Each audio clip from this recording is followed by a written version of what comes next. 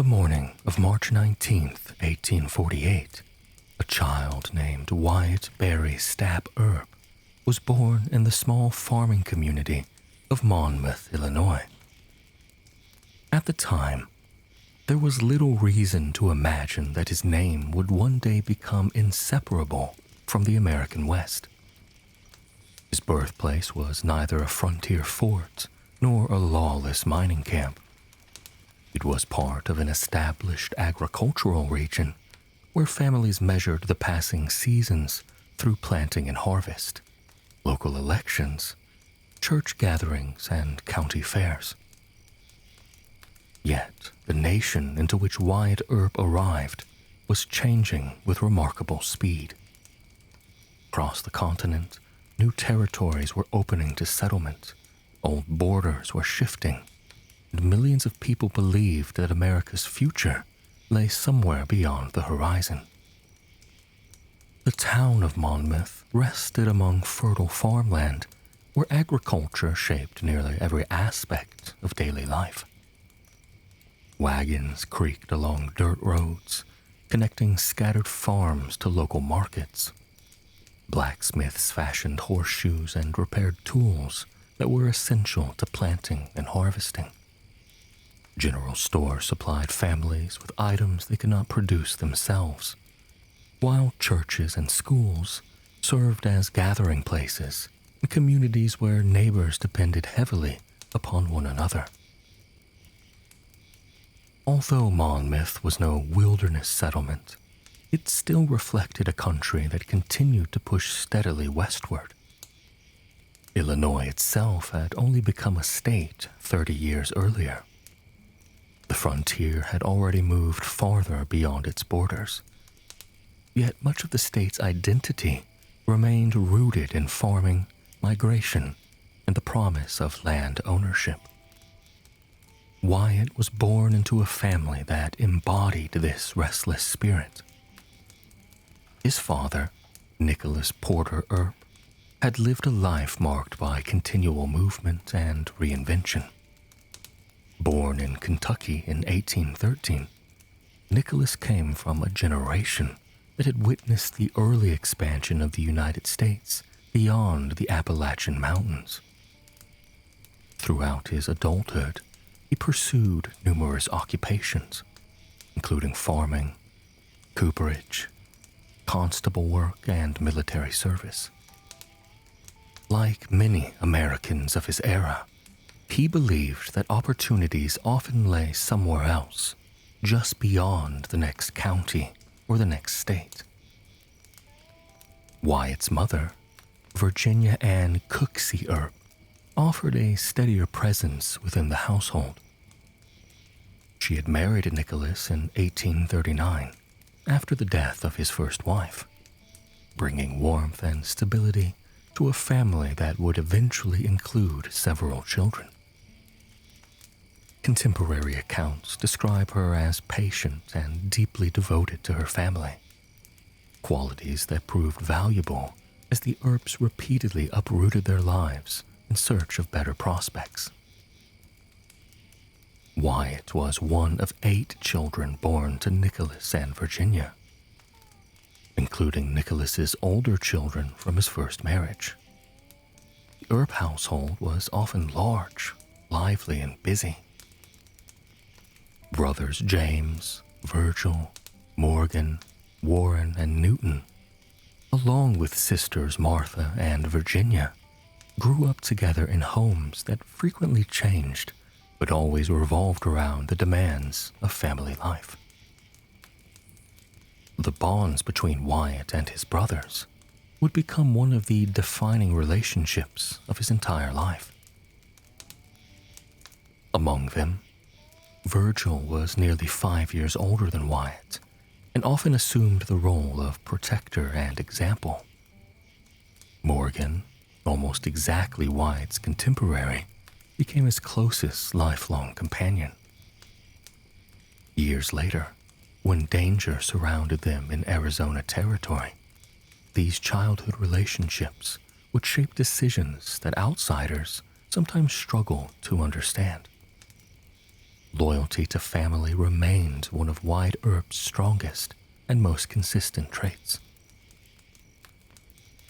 During Wyatt's earliest years, the family remained in Illinois, where Nycolas attempted to establish a stable farming life. Farming demanded relentless labor. The work began before sunrise and often continued until darkness settled across the fields. Children contributed from an early age. Even before they were old enough to manage a plow or wagon, they gathered firewood, carried water, fed livestock, collected eggs, and assisted with countless smaller tasks that kept a household functioning. Formal schooling occupied only part of the year. Most rural schools consisted of a single room where children of varying ages studied together under one teacher. Attendance depended largely upon the agricultural calendar. During planting and harvest seasons, many children stayed home because their labor was needed on the farm. Education remained important, but survival usually came first. Little documentation survives describing Wyatt's performance as a student. Unlike some prominent 19th century figures who left journals or extensive correspondence from childhood, Wyatt's early years are largely reconstructed through census records, family recollections, and later biographies. Historians therefore approach many personal anecdotes with caution, distinguishing carefully between verifiable evidence and stories that appeared decades after the events themselves. Even so, certain aspects of frontier childhood can be understood with considerable confidence. Children learned practical skills early. Boys were expected to become comfortable around horses, livestock, wagons, and firearms under adult supervision. Hunting supplemented family diets in many regions. Repairing fences, maintaining equipment, and handling animals became ordinary responsibilities long before adulthood. These experiences fostered self-reliance, though not necessarily independence in the modern sense. Families functioned as economic units in which each member contributed according to age and ability. Cooperation mattered far more than the individual achievement. Nycolas Earp, however, rarely remained satisfied for long. Like thousands of other Americans, inspired by reports of Western opportunity, he continually searched for a place where his family might prosper. Economic downturns, changing land values, and the promise of richer farmland all encouraged movement. Selling one farm and purchasing another several hundred miles away was difficult, but not uncommon during the mid-19th century. Such relocations required enormous effort. Families packed nearly everything they owned into wagons. Furniture, tools, bedding, cooking utensils, livestock, seeds, and household supplies had to survive journeys that often lasted weeks. Roads varied from reasonably maintained turnpikes to muddy tracks scarcely wide enough for wagons. River crossings posed particular challenges, and poor weather could halt travel entirely. For children, these journeys meant leaving behind familiar landscapes, friends, and routines while adapting repeatedly to new surroundings. In 1850, the federal census recorded the Earps in Monmouth. During the following years, they moved several times before eventually settling for a period in Paula, Iowa. Paula itself offered a distinctive environment. Founded in 1847 by Dutch immigrants seeking religious freedom, the town reflected the customs and traditions of its founders. Dutch architecture, language, churches, and agricultural practices shaped everyday life. Although English gradually became dominant, many residents still spoke Dutch in homes and businesses during Wyatt's youth. Growing up in communities influenced by different immigrant cultures exposed the Earp children to a broader cross-section of American society than might otherwise have been the case. The expanding United States attracted newcomers from across Europe, each bringing languages and customs, as well as religious traditions that blended into the developing frontier. Life in Iowa remained centered on agriculture. The prairie stretched outward in broad expanses of tall grass, broken by timber along rivers and creeks.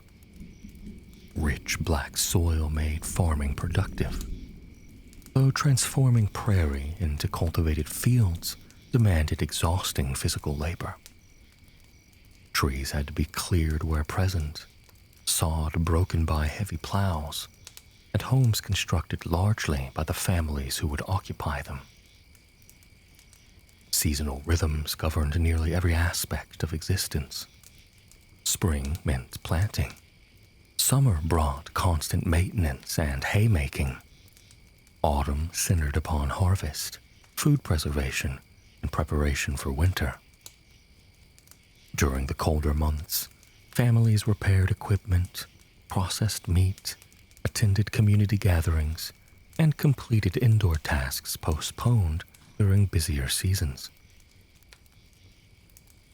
Although frontier life could appear peaceful, disease remained a constant threat.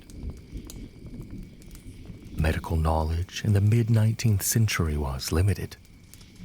Germ theory had not yet gained widespread acceptance in American medical practice. Physicians possessed few elective treatments for many infectious illnesses. Epidemics of cholera, typhoid fever, measles, scarlet fever, and influenza periodically swept through communities with devastating results. Child mortality remained heartbreakingly common. Most families expected that not every child born would survive into adulthood. Illnesses now preventable through vaccination or modern medicine frequently proved fatal. Mothers faced significant dangers during childbirth, while injuries sustained during farm work or travel could become life-threatening because infections were difficult to control. Against this backdrop of uncertainty, family cohesion became especially valuable. Nycolas demanded discipline from his children, though accounts suggest he could also be stubborn and quick-tempered. Wyatt himself later developed a reputation for emotional restraint rather than open displays of anger. Whether this disposition emerged naturally or reflected lessons learned from observing his father remains impossible to determine. Yet many contemporaries later remarked upon Wyatt's remarkable calmness under pressure. One trait that appears repeatedly throughout reliable accounts of Wyatt's adult life is patience. Unlike many frontier gunfighters portrayed in fiction, Wyatt seldom acted impulsively. Witnesses frequently described him attempting to de-escalate confrontations before resorting to force. It is tempting to speculate that years spent working alongside family members, where cooperation and measured judgment were essential, contributed to this characteristic. By the late 1850s, national politics increasingly intruded upon ordinary family life. Arguments over slavery dominated newspapers and political meetings across the country. The admission of new states and territories reignited fierce debates over whether slavery would expand westward. Violent clashes in Kansas Territory, only a few hundred miles from where the Earps lived, demonstrated that political disagreements were becoming armed conflicts. Children undoubtedly heard adults discussing these developments, even if they did not fully understand them. When Wyatt turned 13 in 1861, those tensions erupted into civil war. The conflict profoundly affected nearly every American family, whether they lived near battlefields or hundreds of miles away. Nycolas Earp supported the Union cause, and several of Wyatt's older brothers entered military service. James enlisted first, followed by Virgil and Newton. They served in various Union units, leaving Wyatt behind on the family farm. Like many boys his age, Wyatt reportedly longed to join them. Later family recollections describe him making repeated attempts to run away and enlist, despite being too young for military service. According to these reports, Nycolas intercepted him more than once and insisted he remain home to help manage the farm while his older brothers were away. Whether every detail of these stories is perfectly accurate cannot be verified, but they align closely with broader patterns seen across the North during the Civil War. Thousands of underage boys attempted to enlist, inspired by patriotism, adventure, or admiration for older relatives already serving. Instead of wearing a uniform, Wyatt assumed greater responsibilities at home. Managing horses, planting crops, repairing equipment, and maintaining the farm required increasing maturity. Labor shortages affected many northern farms because so many able-bodied men had entered military service. Young teenagers frequently performed work that previously belonged to adults. The war itself remained distant geographically, but not emotionally. Letters arrived from soldiers describing camp life, marches, illnesses, and occasional battles. Newspapers published casualty lists that communities read anxiously. Every family understood that loved ones might never return. Fortunately for the Earps, Wyatt's brothers survived the conflict. Their military experiences, nevertheless, shaped the family's future. Virgil, in particular, returned with leadership experience and confidence that later influenced his work as a lawman in the West. The conclusion of the Civil War in 1865 marked the beginning of another period of rapid transformation across the United States. Railroad construction accelerated dramatically. Settlement expanded farther west. The cattle industry began its explosive growth. Mining discoveries attracted new waves of migration. Opportunities multiplied for those willing to travel. Nycolas Earp once again decided that the family's future lay elsewhere. In 1864, even before the war had ended, he had moved portions of the family to San Bernardino, California, traveling along routes that only a generation earlier had been considered remote frontier trails. California itself had changed enormously since the gold rush. Cities such as San Francisco had become thriving commercial centers, while agriculture, ranching, and trade increasingly replaced gold mining as the state's economic foundation. For 16-year-old Wyatt, California offered an entirely different landscape. Dry valleys replaced Midwestern prairies. Citrus groves and vineyards spread across fertile regions. Hispanic traditions remained deeply woven into everyday life, following decades of Mexican governance before American annexation. Stage lines connected growing communities, while freight wagons carried goods inland from Pacific ports. The Earp family's stay in California proved relatively brief, yet it exposed Wyatt to the broader American West that would dominate the remainder of his life. By his late teens, he had become an accomplished horseman and capable laborer, accustomed to hard physical work.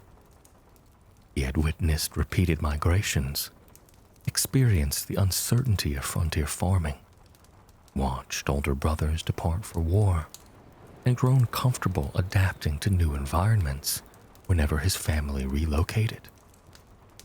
These qualities would soon carry him far beyond the farms of Illinois and Iowa.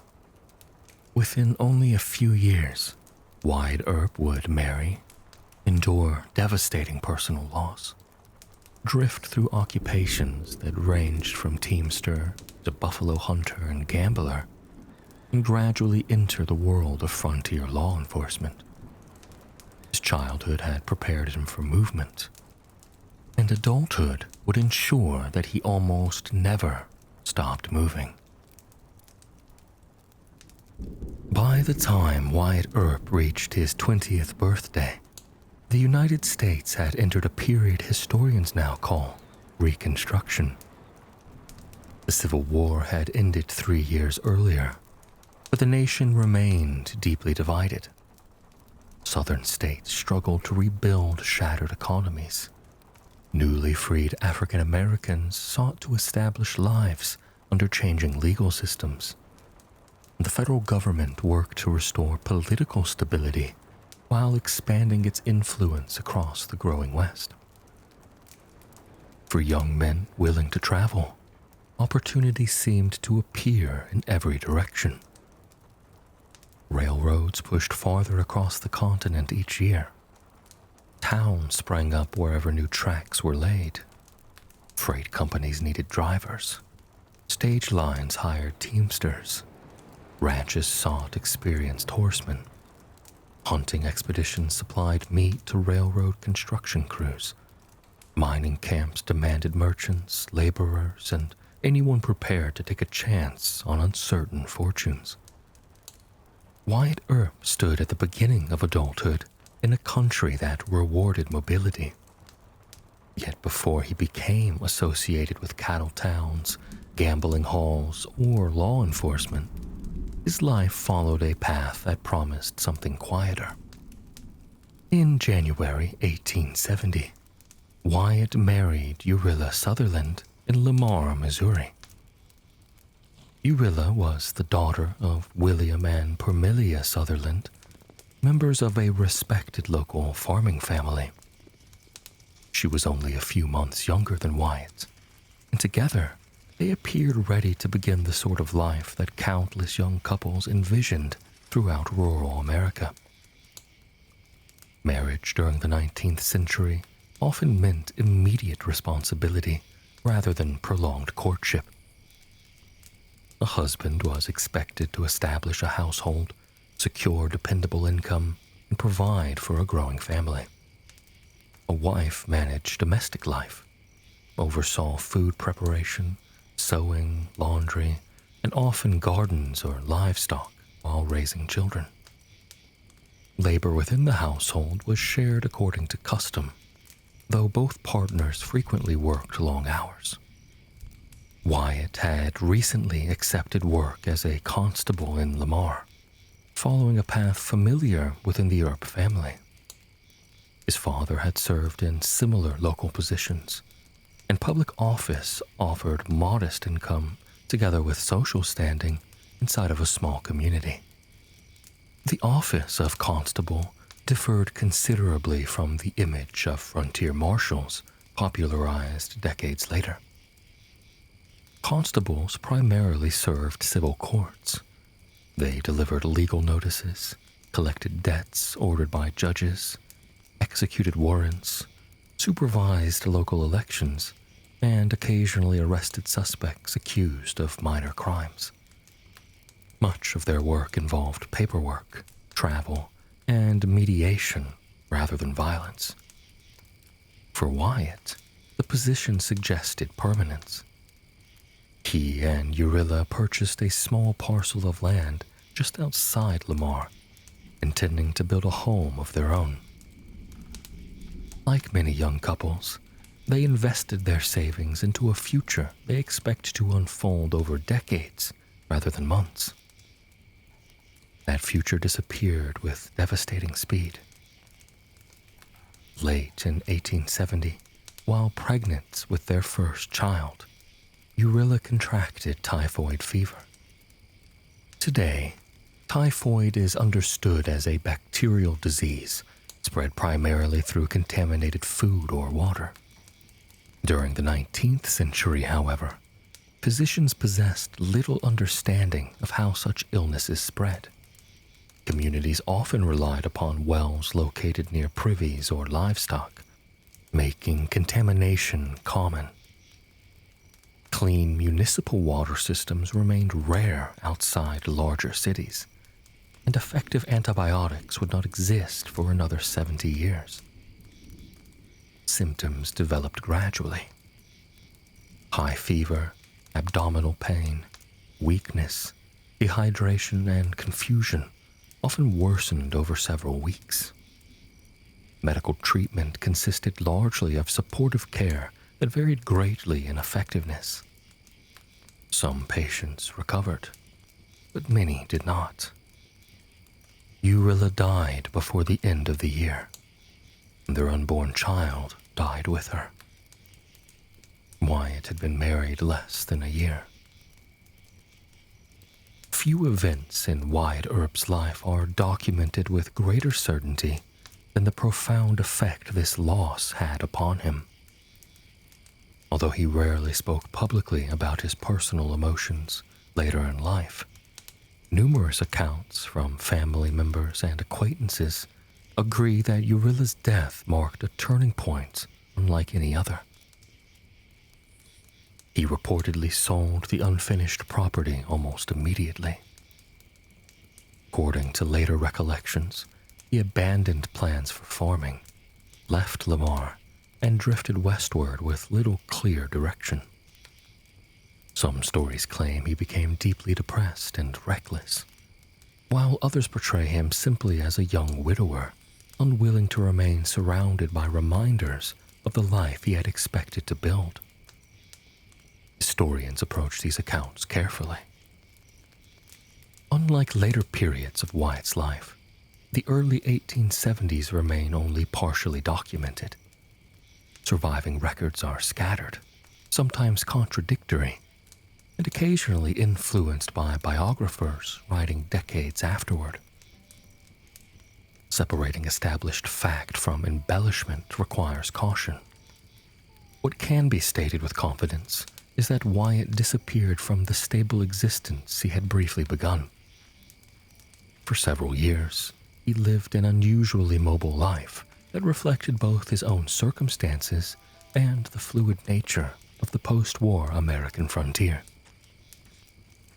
One occupation almost certainly occupied part of these years: buffalo hunting. During the late 1860s and early 1870s, millions of American bison still roamed portions of the Great Plains, though their numbers were rapidly declining. Professional hunters supplied meat to railroad workers, military forts, and to expanding settlements. Others hunted primarily for hides, which became valuable commercial products after improvements in industrial tanning methods. Buffalo hunting demanded considerable skill. Hunters spent long periods on horseback across open prairie, often traveling with small crews that included skinners, wagon drivers, and cooks. Success depended upon accurate shooting, knowledge of animal behavior, and endurance in harsh weathers. Meat spoiled quickly during warmer months, making efficient processing essential. The industry itself formed part of a much larger transformation across the plains. For countless native nations, including the Lakota, Cheyenne, Comanche, Kiowa, Arapaho, and many others, the buffalo had long served as the foundation of daily life. The animals provided food, clothing, shelter materials, tools, as well as serving as spiritually significant. As commercial hunting intensified, buffalo populations collapsed with an astonishing speed. By the mid-1880s, only a tiny fraction of the immense herds remained. This ecological disaster profoundly disrupted indigenous societies, whose economies and cultures depended upon the buffalo. Although many factors contributed to the decline, including railroad expansion, habitat changes, and federal policies, commercial hide hunting played a major role. Wyatt participated in this world during a time when few Americans fully appreciated its long-term consequences. Another occupation associated with Wyatt during these years was stagecoach driving. Before railroads reached every community, stage lines remained vital links connecting towns across great distances. Coaches carried passengers, mail, payroll shipments, newspapers, and valuable cargo along carefully scheduled routes. Driving required far more than simply holding the reins. Stage drivers managed teams of 4 or 6 horses over rough roads that varied from rocky mountain passes to muddy prairie tracks. They navigated changing weather, swollen rivers, mechanical breakdowns, and occasionally highway robbers. Drivers developed reputations for reliability because passengers entrusted them with both safety and schedules. The expanding transportation network created opportunities throughout the West. Each new route supported blacksmiths, stable operators, innkeepers, ferrymen, and merchants. Communities celebrated the arrival of regular stage service because it connected them to the regional markets and national news. Whether hunting buffalo or driving stages, Wyatt increasingly lived within an economy defined by movement rather than permanence. During these wandering years, gambling also became one of his principal occupations. Modern readers sometimes imagine gambling as a pastime reserved for leisure hours, but on the 19th century frontier, it often functioned as legitimate employment. Professional gamblers traveled from town to town, carrying cards, dice, faro layouts, roulette wheels, and other gaming equipment. Success depended less upon cheating than upon mathematics, observation, emotional discipline, and reputation. Skilled gamblers attracted customers because players believed games were honestly conducted. Faro became especially popular throughout Western America.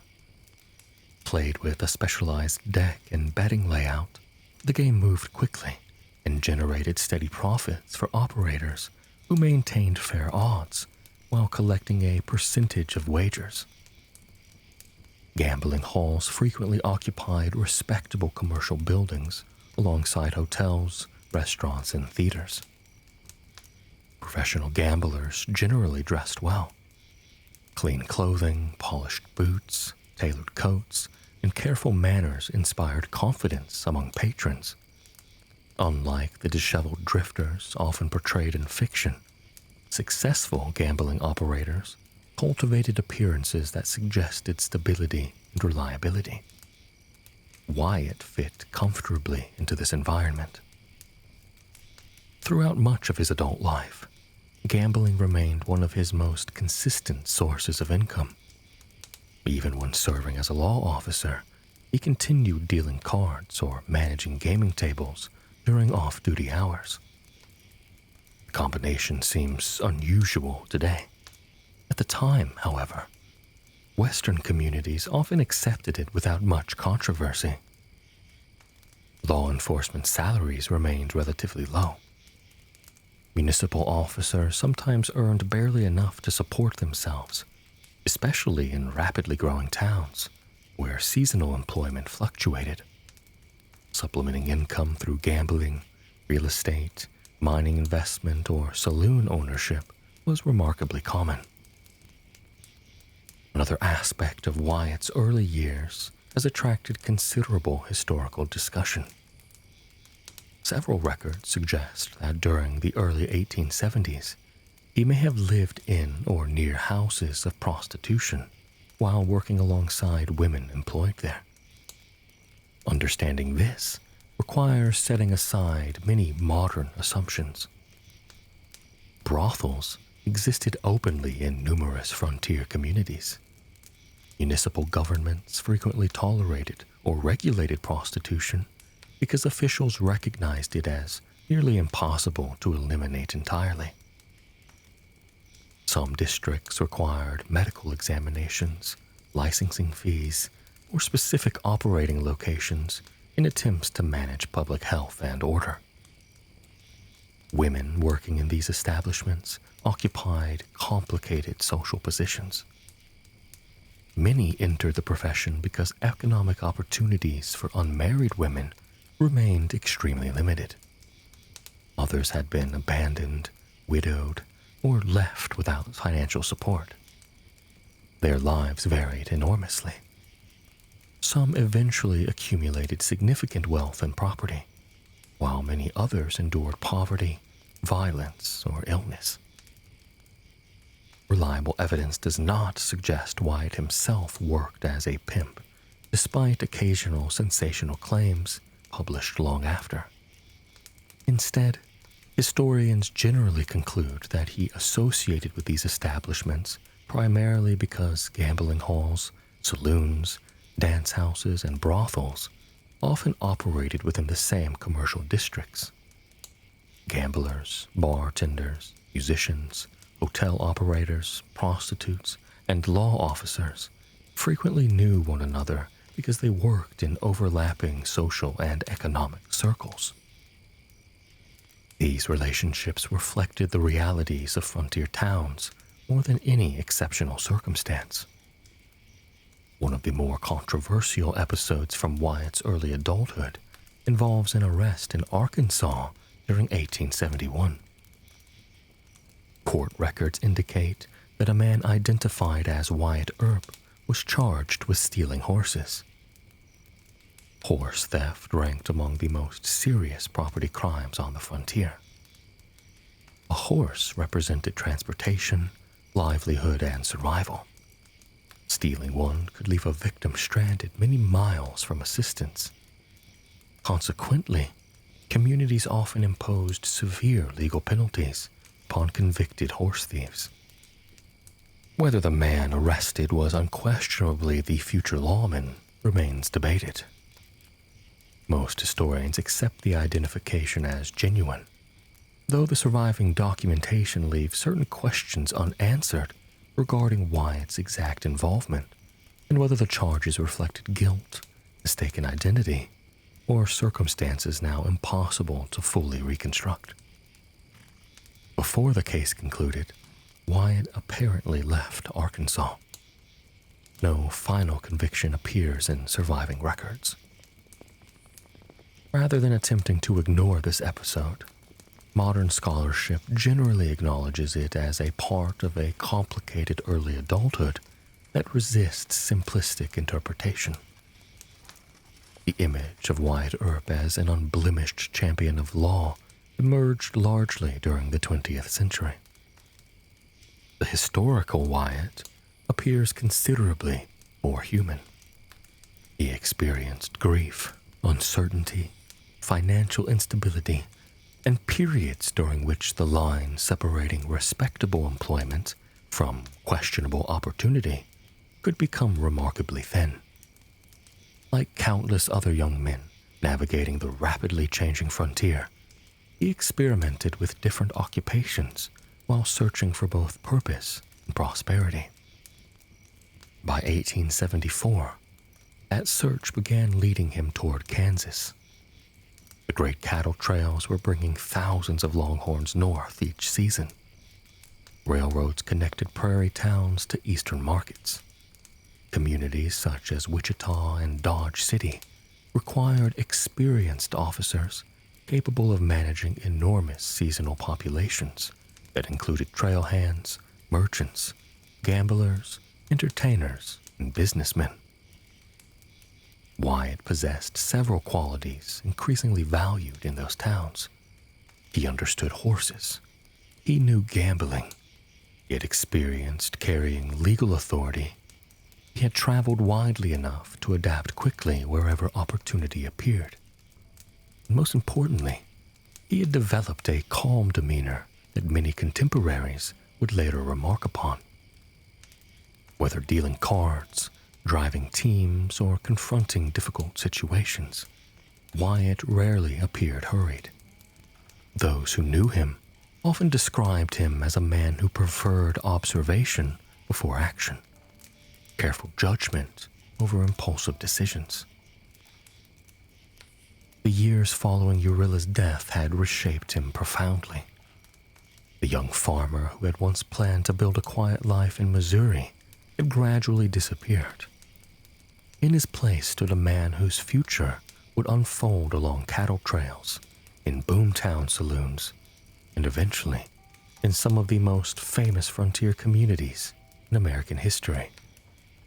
The next stage of that journey would begin in Kansas, where the business of maintaining order proved every bit as important to a growing town as railroads, cattle, or commerce itself. By the middle of the 1870s, the American West was entering a new chapter of its history. The era of the great overland wagon migrations had begun to fade, replaced by expanding railroads that stitched together territories once separated by weeks of difficult travel. Telegraph lines paralleled the tracks, carrying messages across the continent almost instantly. Eastern factories demanded leather, wool, grain, and especially beef. Investors looked westward with growing confidence, while immigrants continued arriving from Europe in search of land and opportunity. For Wyatt Earp, these changing conditions created a landscape rich with possibility. He had spent several years drifting between occupations, learning to adapt wherever work could be found. Now, he entered an environment that would shape both his career and public reputation more than any place before Tombstone. That environment was the cattle town.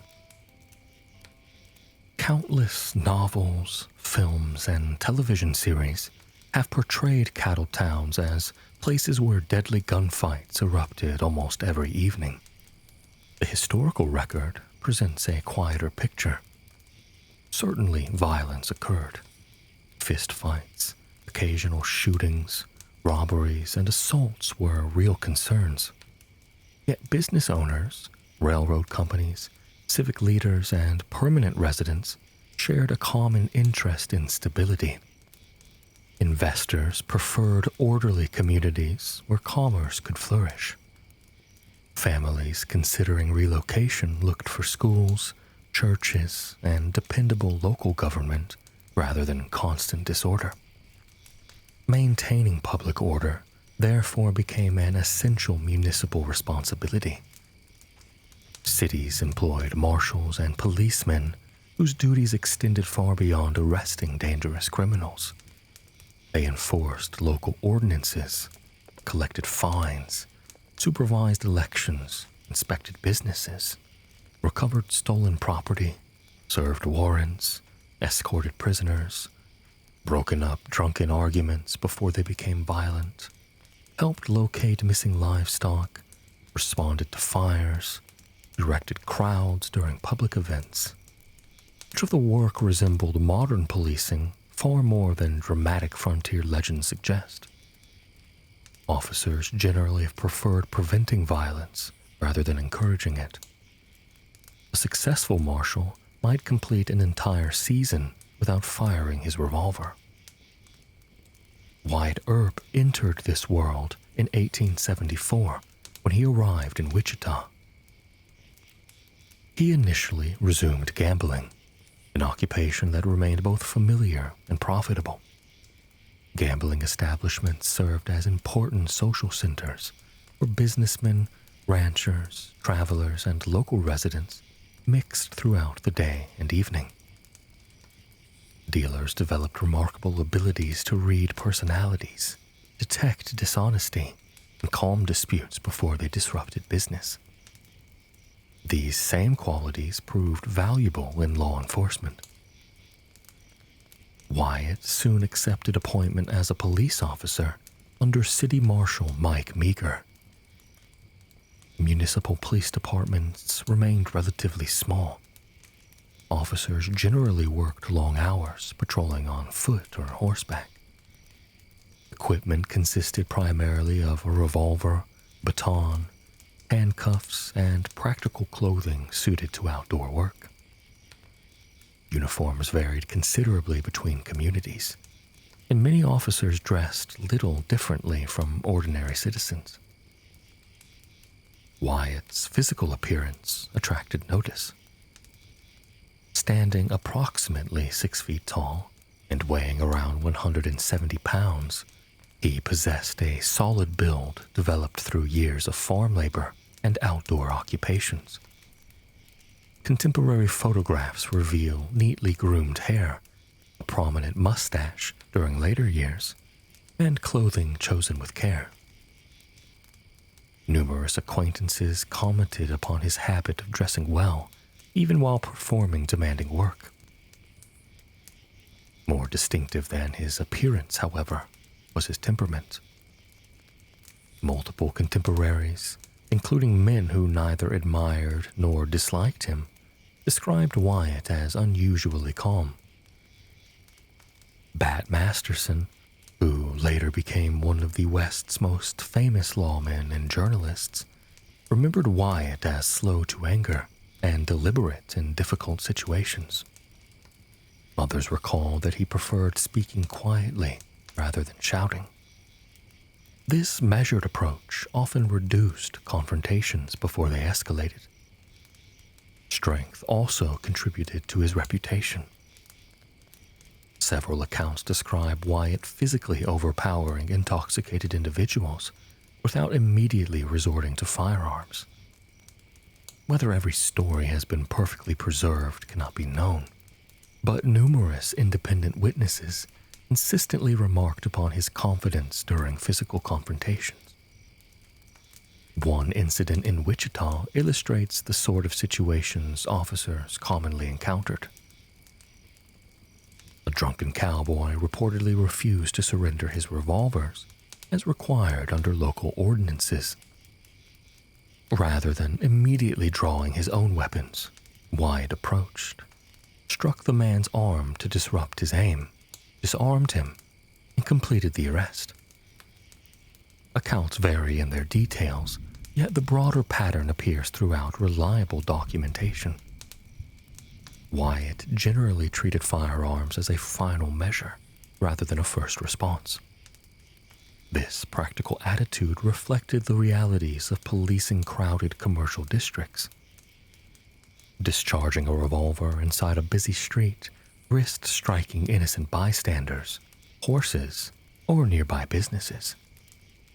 Every experienced officer understood that avoiding gunfire whenever possible benefited everyone involved. While serving in Wichita, Wyatt became acquainted with individuals who would later occupy important places in frontier history. Among them was Bat Masterson. Born Bartholomew William Barclay Masterson in Canada, Bat had worked as a buffalo hunter before entering law enforcement. Unlike Wyatt, who rarely discussed his accomplishments publicly, Masterson eventually became a newspaper columnist whose colorful writing helped shape popular memory of the American West. The two men developed mutual respect that endured for decades. Another important figure was Charlie Bassett. Bassett served as sheriff of Ford County and later as Marshal of Dodge City. Experienced, politically connected, and widely respected, he represented the growing professionalism of Western law enforcement. Officers depended upon cooperation across county and municipal jurisdictions because criminals frequently crossed territorial boundaries. Professional relationships often mattered more than formal organizational structures. Unlike modern police departments, connected through centralized agencies, frontier law officers relied heavily upon personal trust. If Wyatt recommended another officer, that recommendation carried significant weight. Likewise, a damaged reputation could spread quickly from one town to another. Politics remained inseparable from policing. City marshals were frequently appointed by elected officials whose priorities reflected local business interests. Elections sometimes determined whether particular officers retained employment. Political disagreements occasionally proved every bit as significant as criminal investigations. Wyatt learned to navigate these relationships carefully. He understood that maintaining order required cooperation not only with fellow officers, but also with merchants, saloon owners, railroad companies, judges, and civic leaders. Law enforcement functioned within a larger economic system. Merchants wanted customers to feel safe. Railroads wanted cattle shipments to proceed efficiently. Hotels preferred peaceful guests. Business owners tolerated gambling and alcohol because they generated revenue. But they opposed unnecessary violence that frightened investors or families considering permanent residence. Wyatt's balanced approach fit these priorities. By 1876, however, the cattle trade had begun shifting farther west. Quarantine regulations, changing rail routes, and expanding settlement gradually reduced Wichita's importance as the principal railhead. Attention increasingly focused upon another Kansas community, Dodge City. Situated along the Arkansas River in Ford County, Dodge occupied an ideal position near the western end of the Santa Fe Railroad. It quickly surpassed earlier cattle towns in both size and reputation. Unlike Wichita, Dodge developed after observing what precious railhead communities had experienced. Local leaders understood that thousands of cattle would arrive annually. They also understood that merchants intended to profit from every stage of the process. Stockyards expanded rapidly. Banks opened branches. Hotels multiplied. Freight warehouses appeared near the railroad. Saloons lined Front Street. Dance halls advertised nightly entertainment. The economy revolved around cattle, yet nearly every occupation benefited from their arrival. Wyatt followed that opportunity once again. In 1876, he relocated to Dodge City, joining a law enforcement community that included Charlie Bassett, Bat Masterson, Ed Masterson, Bill Tigman on occasion, and several other men whose names would later become deeply associated with frontier policing. Although popular culture often groups these figures together as legendary gunfighters, their daily responsibilities remained surprisingly ordinary. Most arrests involved intoxication. Others concerned disturbing the peace, gambling disputes, petty theft, prostitution-related ordinances, or carrying firearms where prohibited. Frontier communities frequently required visitors entering town to surrender weapons temporarily. Contrary to popular assumption, many Western settlements actively regulated firearms within municipal limits. Travelers deposited revolvers at designated offices or saloons and retrieved them before departing. The objective was simple: to reduce opportunities for drunken arguments to become fatal. Enforcing these ordinances demanded tact.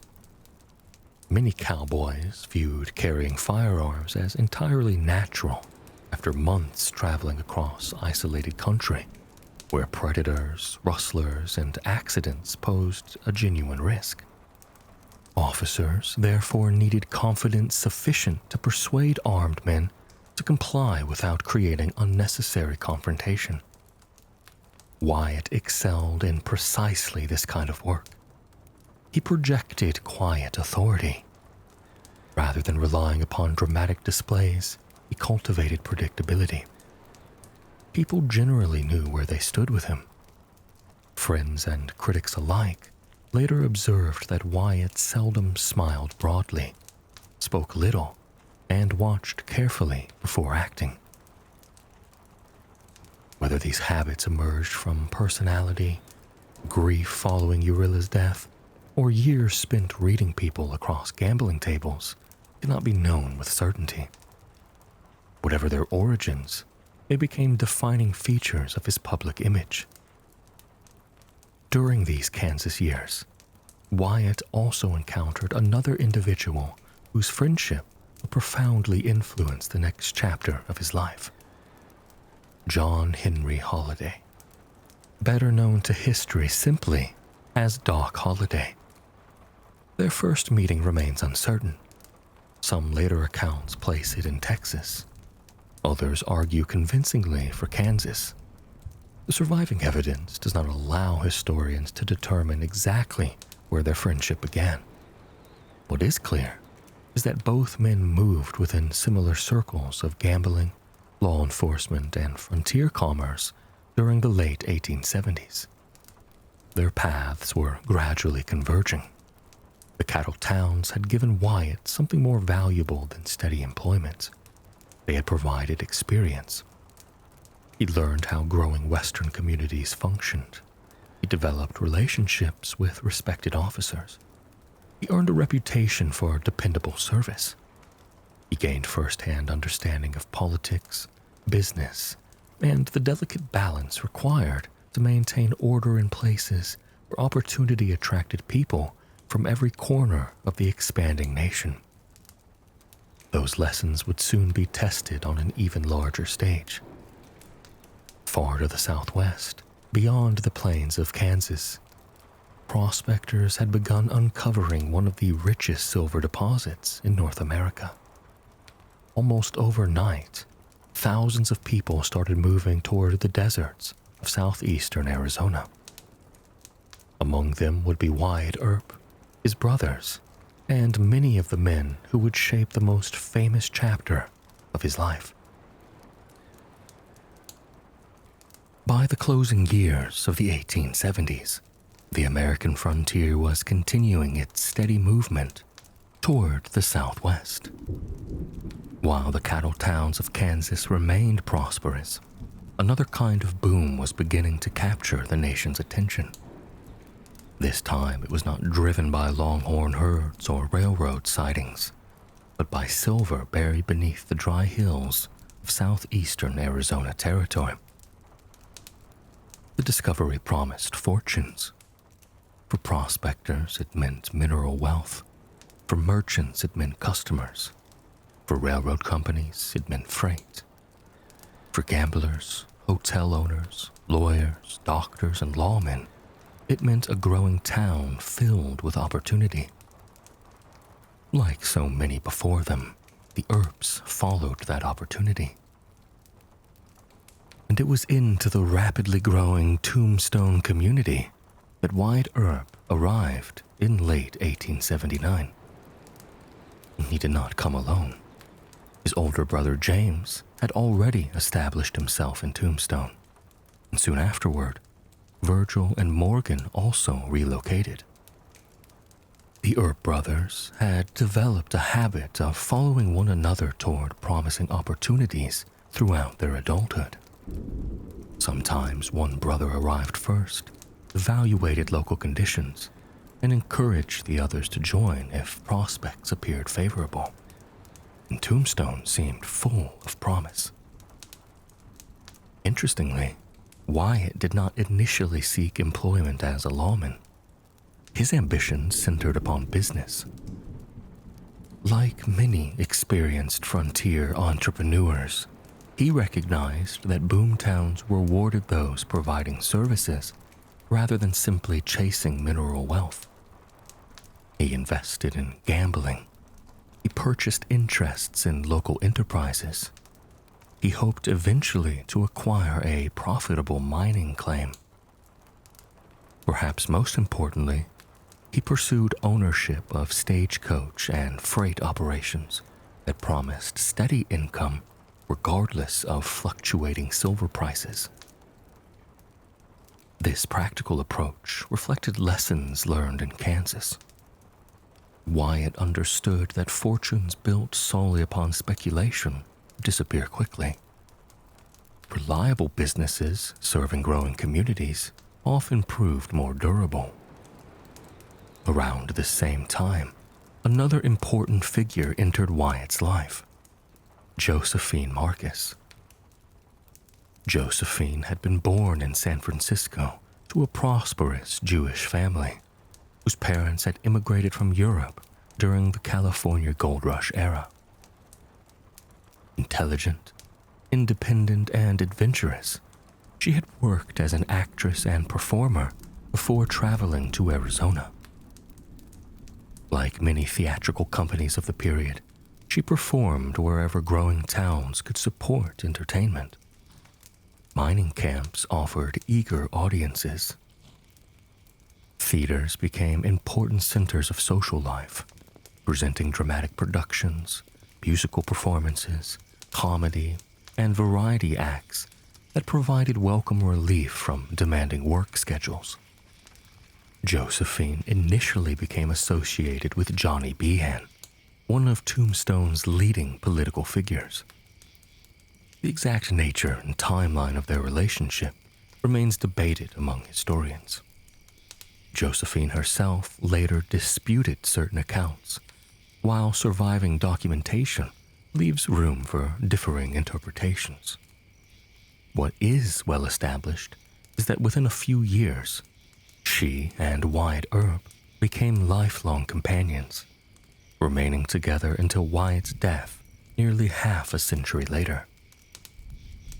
At first, however, their paths intersected only gradually. Another relationship developed much more quickly.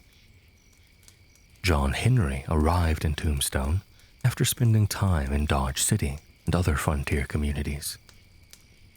Tuberculosis continued steadily damaging his health, yet he remained an exceptionally skilled gambler whose reputation preceded him.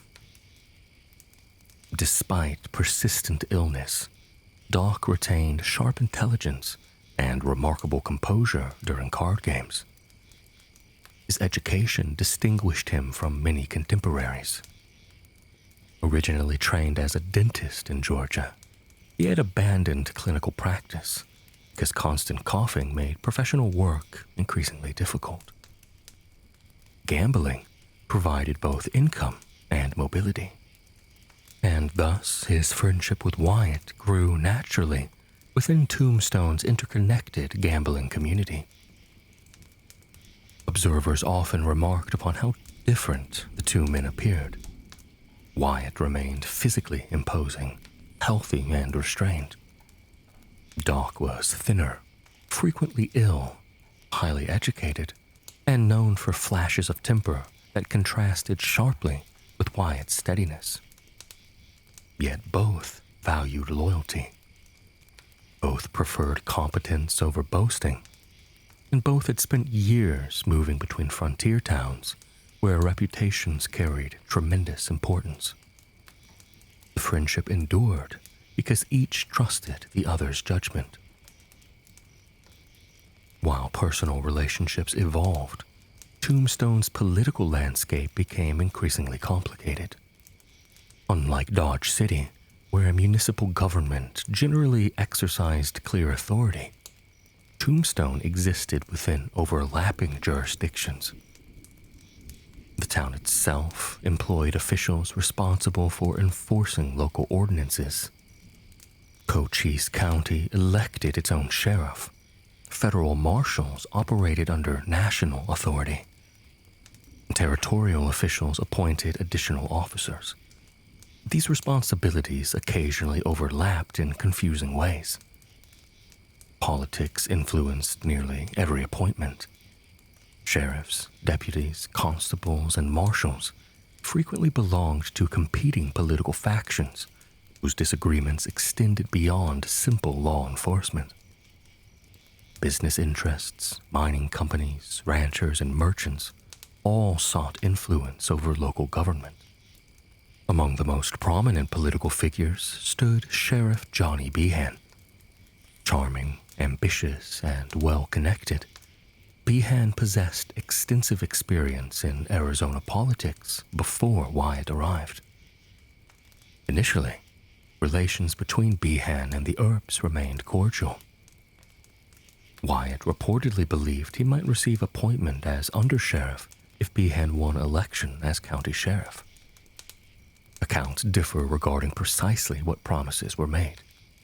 Some later sources claim Behan explicitly offered Wyatt the position. Others suggest expectations developed through less formal conversations. Whatever the case, Behan ultimately appointed someone else.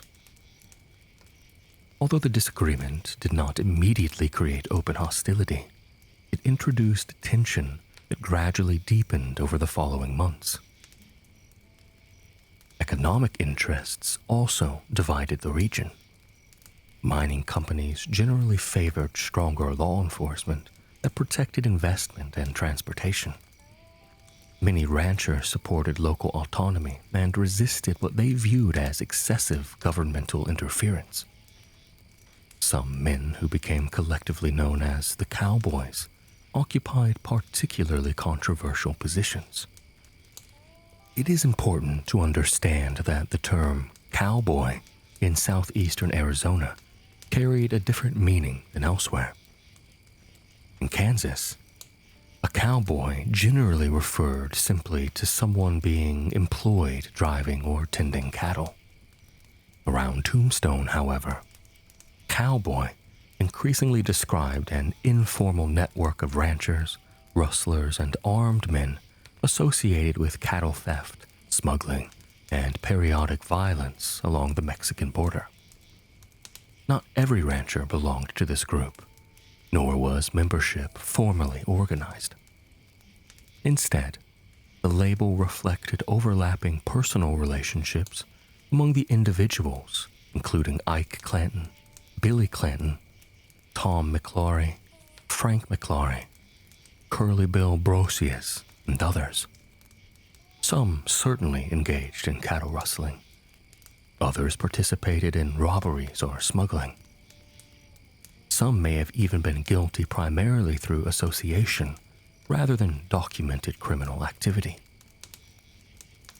Historians continue debating individual cases because surviving evidence varies considerably.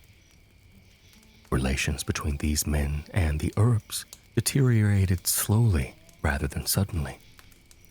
Business rivalries, political disagreements, personal insults, disputed arrests, conflicting economic interests. Each incident added another layer of mistrust. Few residents yet imagined these tensions would eventually culminate in one of the most studied confrontations in frontier history. During 1880, Tombstone itself continued expanding at astonishing speed. Brick buildings gradually replaced temporary wooden structures. Newspapers reported mining investments from across the country. The town gained telegraph connections that allowed business transactions to occur with unprecedented efficiency. Elegant hotels welcomed wealthy investors, dressed in tailored suits while mule teams still hauled ore through dusty streets nearby. This contrast defined Tombstone. It was simultaneously rough frontier settlement and sophisticated commercial center. Opera performances might conclude only blocks away from gambling halls operating until dawn. Bankers discussed Eastern finance, while miners emerged from underground shifts coated in dust. Ladies in fashionable dresses shared sidewalks with freighters, soldiers, prospectors, and Apache scouts. For Wyatt Earp, the town offered everything he believed he had been seeking since leaving Kansas. Business opportunity, growing prosperity, family nearby, trusted friends, and a community whose future appeared exceptionally bright. Yet, beneath the surface, competing ambitions continued drawing influential men toward unavoidable conflict. Silver had created immense wealth. That wealth attracted politics. Politics encouraged rivalry. And rivalry, in a town where many men carried both badges and revolvers, would soon place Wyatt Earp at the center of events that neither he nor anyone else could entirely control. The streets of Tombstone still bustled with optimism. The mines continued producing remarkable quantities of silver. Visitors arrived daily, believing they stood at the beginning of something lasting. Few realized that within another year, the town's name would become permanently linked to a gunfight lasting barely half a minute, while the deeper story behind that confrontation had already been unfolding for months in conversations, elections, business deals, and quiet resentments hidden beneath the ordinary life of a thriving frontier city. When most people hear the name Tombstone, their thoughts immediately turn to a single event, a brief exchange of gunfire that lasted little more than half a minute on an October afternoon in 1881. Yet that famous confrontation cannot be understood in isolation. By the time revolvers were drawn near the Corral, months of political rivalry, personal distrust, economic competition, and legal disputes had already transformed relationships throughout southeastern Arizona. The gunfight was not the beginning of the story. It was the culmination of one already well underway.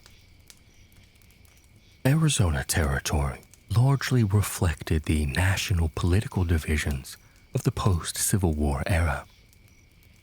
Many mining investors and businessmen aligned with the Republican Party, which had dominated national politics during Reconstruction.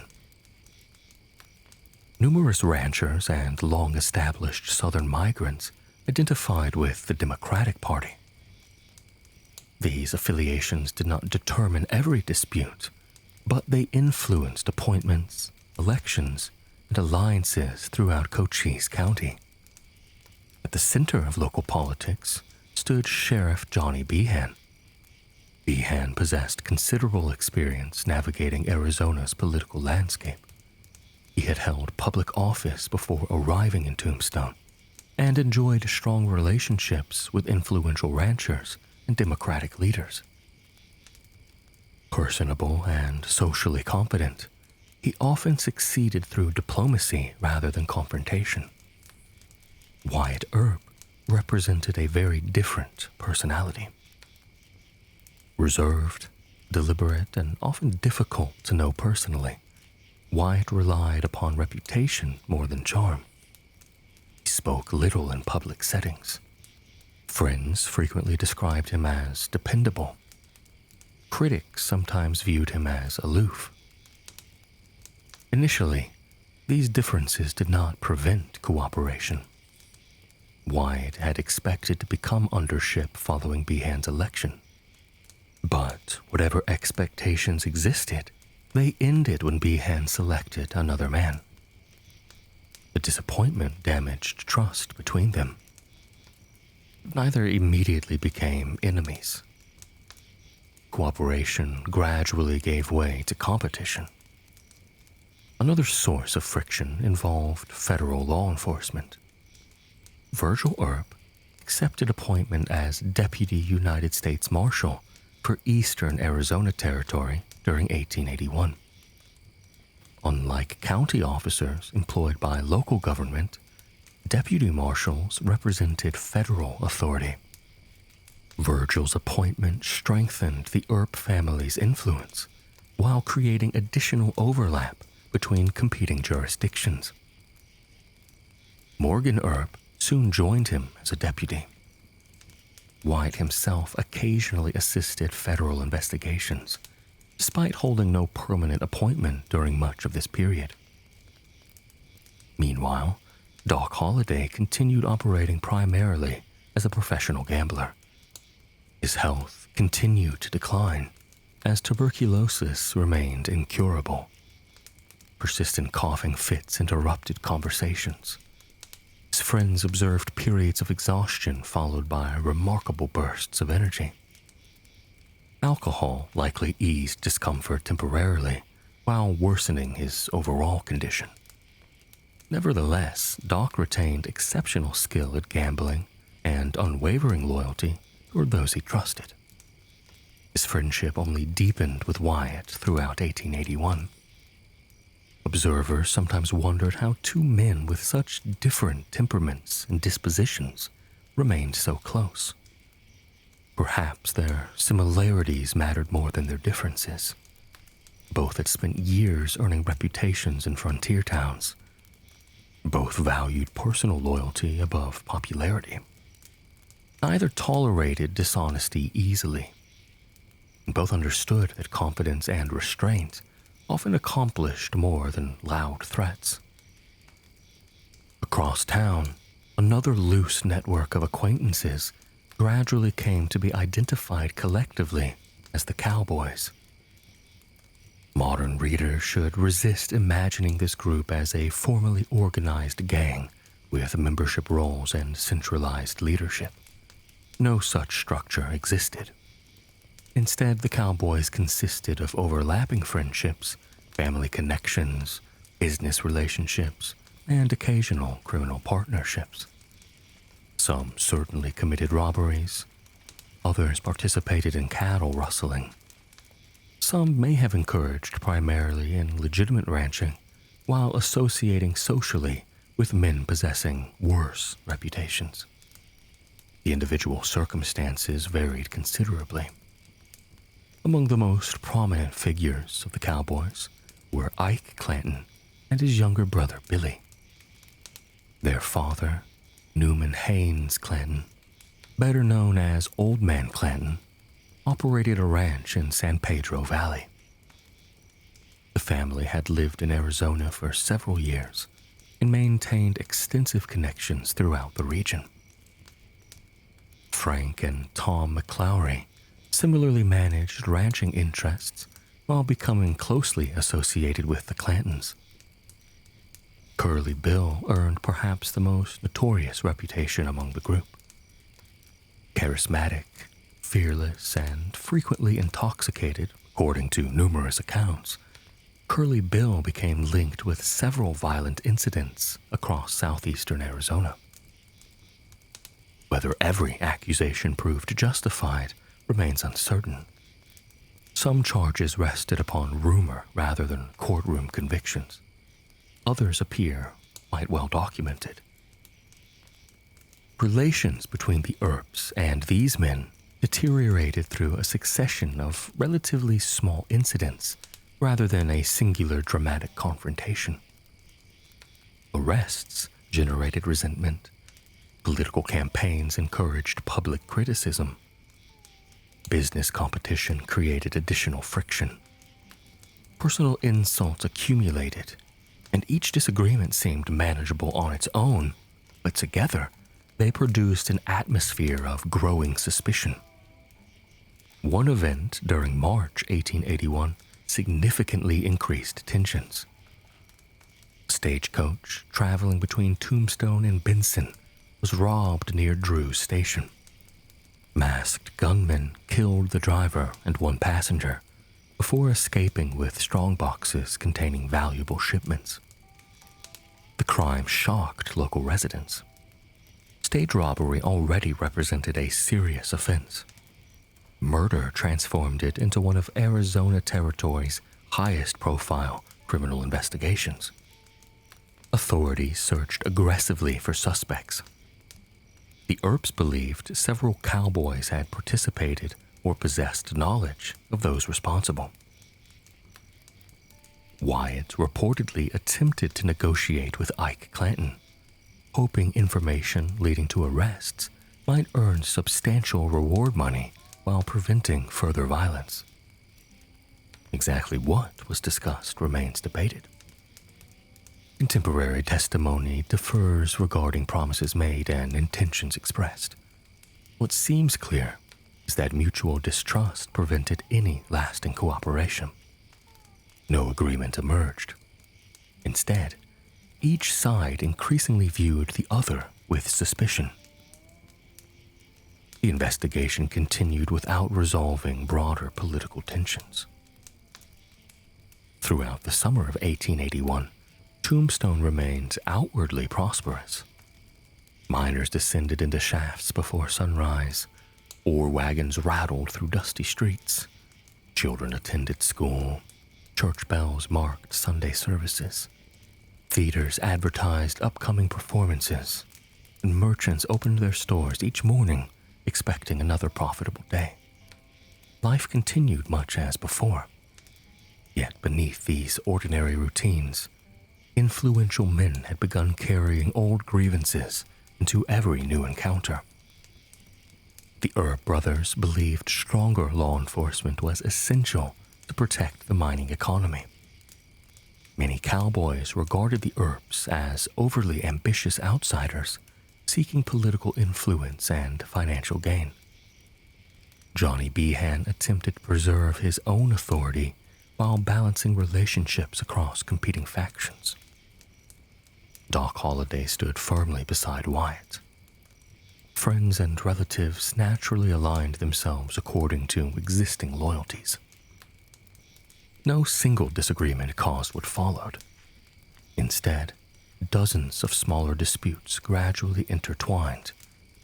By early autumn, conversations throughout Tombstone reflected this strained atmosphere. Arguments that might once have ended with sharp words now carried deeper significance. Simple meetings on the street became opportunities to measure intentions. Rumors spread quickly through saloons, gambling halls, newspaper offices, and boarding houses. Some proved accurate, but many did not. Few residents believed open conflict was inevitable. Even among those directly involved, most disagreements still appeared capable of peaceful resolution. History often unfolds this way. Major events rarely announce themselves clearly beforehand. Instead, ordinary days continue almost unchanged, while circumstances slowly arrange themselves toward outcomes that only later appear inevitable. As October approached, Tombstone remained a thriving mining town, enjoying remarkable prosperity. Its businesses flourished, its mines produced immense wealth, its citizens pursued ordinary lives filled with work, family, entertainment, worship, and commerce. Yet within this successful community, a series of misunderstandings, political rivalries, personal loyalties, and legal disputes had brought several determined men onto converging paths. Before another month had passed, those paths would cross on a vacant lot near a livery stable just west of the OK Corral. The encounter itself would last scarcely 30 seconds, but its reputation would endure for generations. By the morning of October 26, 1881, Tombstone appeared much as it had the day before. To most residents, it seemed like just another ordinary autumn day. Yet beneath those familiar routines lay weeks of mounting hostility that had reached a dangerous boiling point. The disagreement between the Earp brothers and several members of the cowboy faction had become increasingly personal. Threats had been exchanged openly. Old grievances remained unresolved. Nearly everyone involved believed the other side bore responsibility for escalating the conflict. Still, very few expected what would happen that afternoon. Perhaps the greatest misconception surrounding the famous gunfight is that it represented a planned duel between two groups of gunfighters meeting by mutual agreement. The historical evidence suggests something far less orderly. The confrontation emerged from a rapidly developing series of events that unfolded over only a few hours. That morning began with one of the principal figures in the dispute, Ike Clanton. Witnesses later testified that Ike had spent much of the previous night drinking heavily while moving between saloons. Throughout the evening and into the morning, he reportedly made repeated threats against the Earps and Doc Holliday. Several townspeople later recalled hearing him declare that fighting was inevitable. Others remembered similar remarks, though the precise wording differed from witness to witness. Such statements were not entirely unusual in frontier towns, where alcohol often magnified existing quarrels. This time, however, the threats reached the men toward whom they were directed. Virgil Earp, serving as Tombstone City Marshal, as well as a Deputy United States Marshal, regarded the situation seriously. Tombstone possessed a municipal ordinance requiring visitors entering town to deposit their firearms at a hotel, stable, or saloon, rather than carrying them openly through the streets. The ordinance had been enacted earlier that year in an effort to reduce public violence. Although enforcement could be inconsistent, it provided legal authority for officers to disarm individuals who ignored the regulation.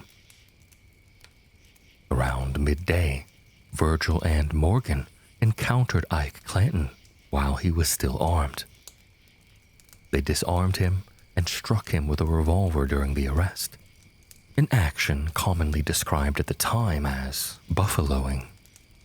Ike was brought toward the courthouse to appear before a judge regarding the weapons violation, though the judge was temporarily unavailable. Eventually, Ike was fined and released without his revolver. For many people, that might have ended the day's troubles. Instead, circumstances continued to deteriorate. Elsewhere in town, Ike's younger brother, Billy Clanton, had arrived with Tom McLowry and Frank McLowry. Unlike Ike, the younger men remained armed. Whether they intended immediate violence remains one of the enduring historical questions surrounding the day's events. Supporters of the Earps argued that the cowboys had entered town prepared for a confrontation. Supporters of the cowboys insisted they carried weapons primarily because they were traveling outside town and had no intentions of initiating a gunfight. The surviving testimony does not eliminate every uncertainty. Even the question of precisely who possessed which weapon at particular moments remains disputed. Tom McLowry's possession of a firearm, for example, became one of the most heavily debated issues during the later legal hearing. By early afternoon, reports reached Virgil Earp that the Clantons and McLowrys had gathered near Fremont Street. Several citizens informed him that they remained armed despite the city ordinance. Virgil concluded that they needed to be disarmed before further violence erupted. He gathered the available officers. The group consisted of 4 men: Virgil Earp, Wyatt Earp, Morgan Earp, and Doc Holliday, who had been temporarily sworn in as a deputy for the occasion. Contrary to later films, Wyatt was not leading the party. Virgil, as town marshal, held overall authority and made the principal decisions throughout the encounter. Wyatt accompanied him as a deputy assisting his brother. This distinction became blurred in later retellings, particularly after Wyatt achieved greater fame following his death. As they walked west along Fremont Street, Virgil attempted to reduce the likelihood of bloodshed in one small but significant way. He carried a walking stick in one hand, hoping observers might assume he was unarmed. Doc Holliday carried a double-barreled shotgun concealed beneath a long coat, while Wyatt and Morgan carried revolvers. The four men proceeded calmly rather than running. Residents watched from storefronts and sidewalks as they passed. Some undoubtedly sensed that another confrontation was beginning. Others likely assumed they were witnessing nothing more unusual than another routine effort to enforce the town's weapons ordinance. The cowboys stood in a vacant lot adjacent to C.S. Fly's photography studio and near the rear entrance of the OK Corral itself. This detail is worth emphasizing. The famous gunfight did not actually occur inside the OK Corral. Instead, it unfolded in the narrow vacant lot just west of the corral, a location that later became forever associated with the nearby stable because of its greater public recognition. The distance separating the two groups measured only a few yards. Modern visitors often express surprise at how confined the space actually was. This was not an expansive main street where combatants stood dramatically facing one another across dozens of feet. The participants stood close enough to recognize one another's expressions. Virgil spoke first. Exactly what he said cannot be known with complete certainty because witnesses remembered the words differently. The general meaning, however, remains consistent across numerous accounts. He informed the cowboys that he intended to disarm them. Several witnesses recalled words similar to, "Throw up your hands, I've come to disarm you." What happened next remains the most intensely debated 30 seconds in Western history. No motion picture camera recorded the event, no audio exists. Only eyewitness testimonies, gathered afterward under emotionally charged circumstances, survives. Some witnesses insisted the cowboys began drawing first. Others believed the Earps initiated the shooting before surrender became possible. Historians today generally conclude that certainty regarding the first shot is impossible. The testimony conflicted from the very beginning, often reflecting personal loyalties and political sympathies within Tombstone itself. Then, the shooting began. Approximately 30 shots were fired in roughly 30 seconds. Gunsmoke quickly filled the narrow space, making visibility increasingly difficult as revolvers discharged almost continuously. The fight became chaotic almost immediately. Doc Holliday's shotgun discharged at close range. Revolvers answered from multiple directions. Men shifted positions instinctively, seeking whatever cover existed. Several participants continued firing even after suffering wounds. Ike Clanton, although central to the dispute that morning, was unarmed by this point. As the shooting erupted, he fled the scene. Billy Claiborne, another associate present nearby, also ran rather than participate in the gunfight. The three men who remained, Billy Clanton, Frank McLaury, and Tom McLaury, absorbed the full force of the encounter. Tom McClowry suffered a devastating shotgun wound and died within minutes.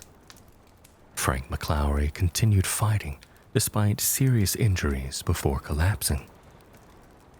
Billy Clanton, only 19 years old, remained standing and firing until multiple wounds finally overcame him. According to witnesses, he lived for a short time afterward before dying from his injuries. On the other side, the Lawman had not escaped unharmed. Virgil Earp suffered wounds to his leg and shoulder. Morgan Earp was shot through the back, and Doc Holliday received a minor wound. Only Wyatt Earp emerged physically untouched. The silence afterward must have seemed almost unreal. Half a minute earlier, the lot had echoed with revolver fire, shouted commands, and flying lead. Now 3 men lay dying. Others bled from their wounds. Citizens cautiously emerged from nearby buildings, and doctors hurried toward the scene. Photographer C.S. Fly, whose studio stood only steps away, became one of the most important eyewitnesses to the aftermath. Though the technology of the period prevented any photographs of the actual shooting itself. Word spread across Tombstone with astonishing speed. Steam whistles at nearby mines reportedly sounded, and many residents feared the gunfight marked the beginning of wider violence between opposing factions. Armed men appeared throughout town expecting further conflict that fortunately never materialized that afternoon. The political consequences began almost immediately. Supporters of the Earps argued that Virgil had simply enforced the law against armed men who refused to surrender their weapons. Supporters of the Cowboys insisted the lawman had committed murder. Neither side lacked influential voices. Sheriff Johnny Behan soon filed murder charges against the Earps and Doc Holliday on behalf of Ike Clanton. Because territorial law required only probable cause for such proceedings, the 4 lawmen found themselves under arrest pending a lengthy preliminary hearing. The hearing before Justice of the Peace Wells Spicer became one of the most closely followed legal proceedings in the territory. For approximately a month, witness after witness described what they believed they had seen. The testimony often contradicted itself. Some witnesses supported the Earps, and others strongly favored the Cowboys. Memory, personal friendships, political loyalty, physical position during the shooting, and simple confusion all influenced the recollections. Modern historians studying the transcript frequently remark that the hearing demonstrates how difficult it can be to reconstruct even a 30-second event witnessed by dozens of people. Agreement proved surprisingly elusive. At the conclusion of the hearing, Justice Spicer delivered a lengthy written opinion. He criticized certain aspects of Virgil Earp's decision-making, particularly the choice to deputize Wyatt and Doc Holliday rather than relying upon established officers. Even so, he concluded that the available evidence did not justify sending the defendants to trial. In his judgment, the lawmen had acted within their legal authority while attempting to enforce the town's ordinance under circumstances they reasonably believed dangerous. Legally, the Earps and Holliday had prevailed. Publicly, however, the matter remained anything but settled. Neither political faction accepted the other's interpretation. Many residents continued believing the shooting had been unnecessary. Others viewed it as unfortunate but unavoidable consequences of enforcing the law. The divide running through Tombstone became deeper than ever. Perhaps the greatest irony surrounding the gunfight near the OK Corral is that at the time, few imagined it would become the defining event of the American West. Newspapers certainly covered the story. Arizona residents discussed it intensely. Yet elsewhere in the country, it remained only one frontier incident among many. Its legendary status would develop gradually over the following decades through biographies, newspaper articles, stage productions, novels, and eventually Hollywood films. Those later retellings often simplified the participants into unmistakable heroes and villains. The historical reality was more complicated. Wyatt Earp was neither the flawless frontier marshal of later legend, nor merely an ambitious gambler wearing a badge. The cowboys were neither a disciplined outlaw gang, nor entirely innocent ranchers persecuted without cause. They were individuals living within a rapidly growing mining community where politics, economics, law enforcement, personal loyalty, and human pride had become dangerously intertwined. The gunfight itself lasted scarcely longer than it takes to read a single page. Its consequences, however, were only beginning. Within weeks, Tombstone would experience retaliation, assassination attempts, and a cycle of violence that ultimately drove Wyatt Earp from Arizona forever. The brief exchange of gunfire on Fremont Street had settled nothing. Instead, it opened the bloodiest chapter of Wyatt Earp's life.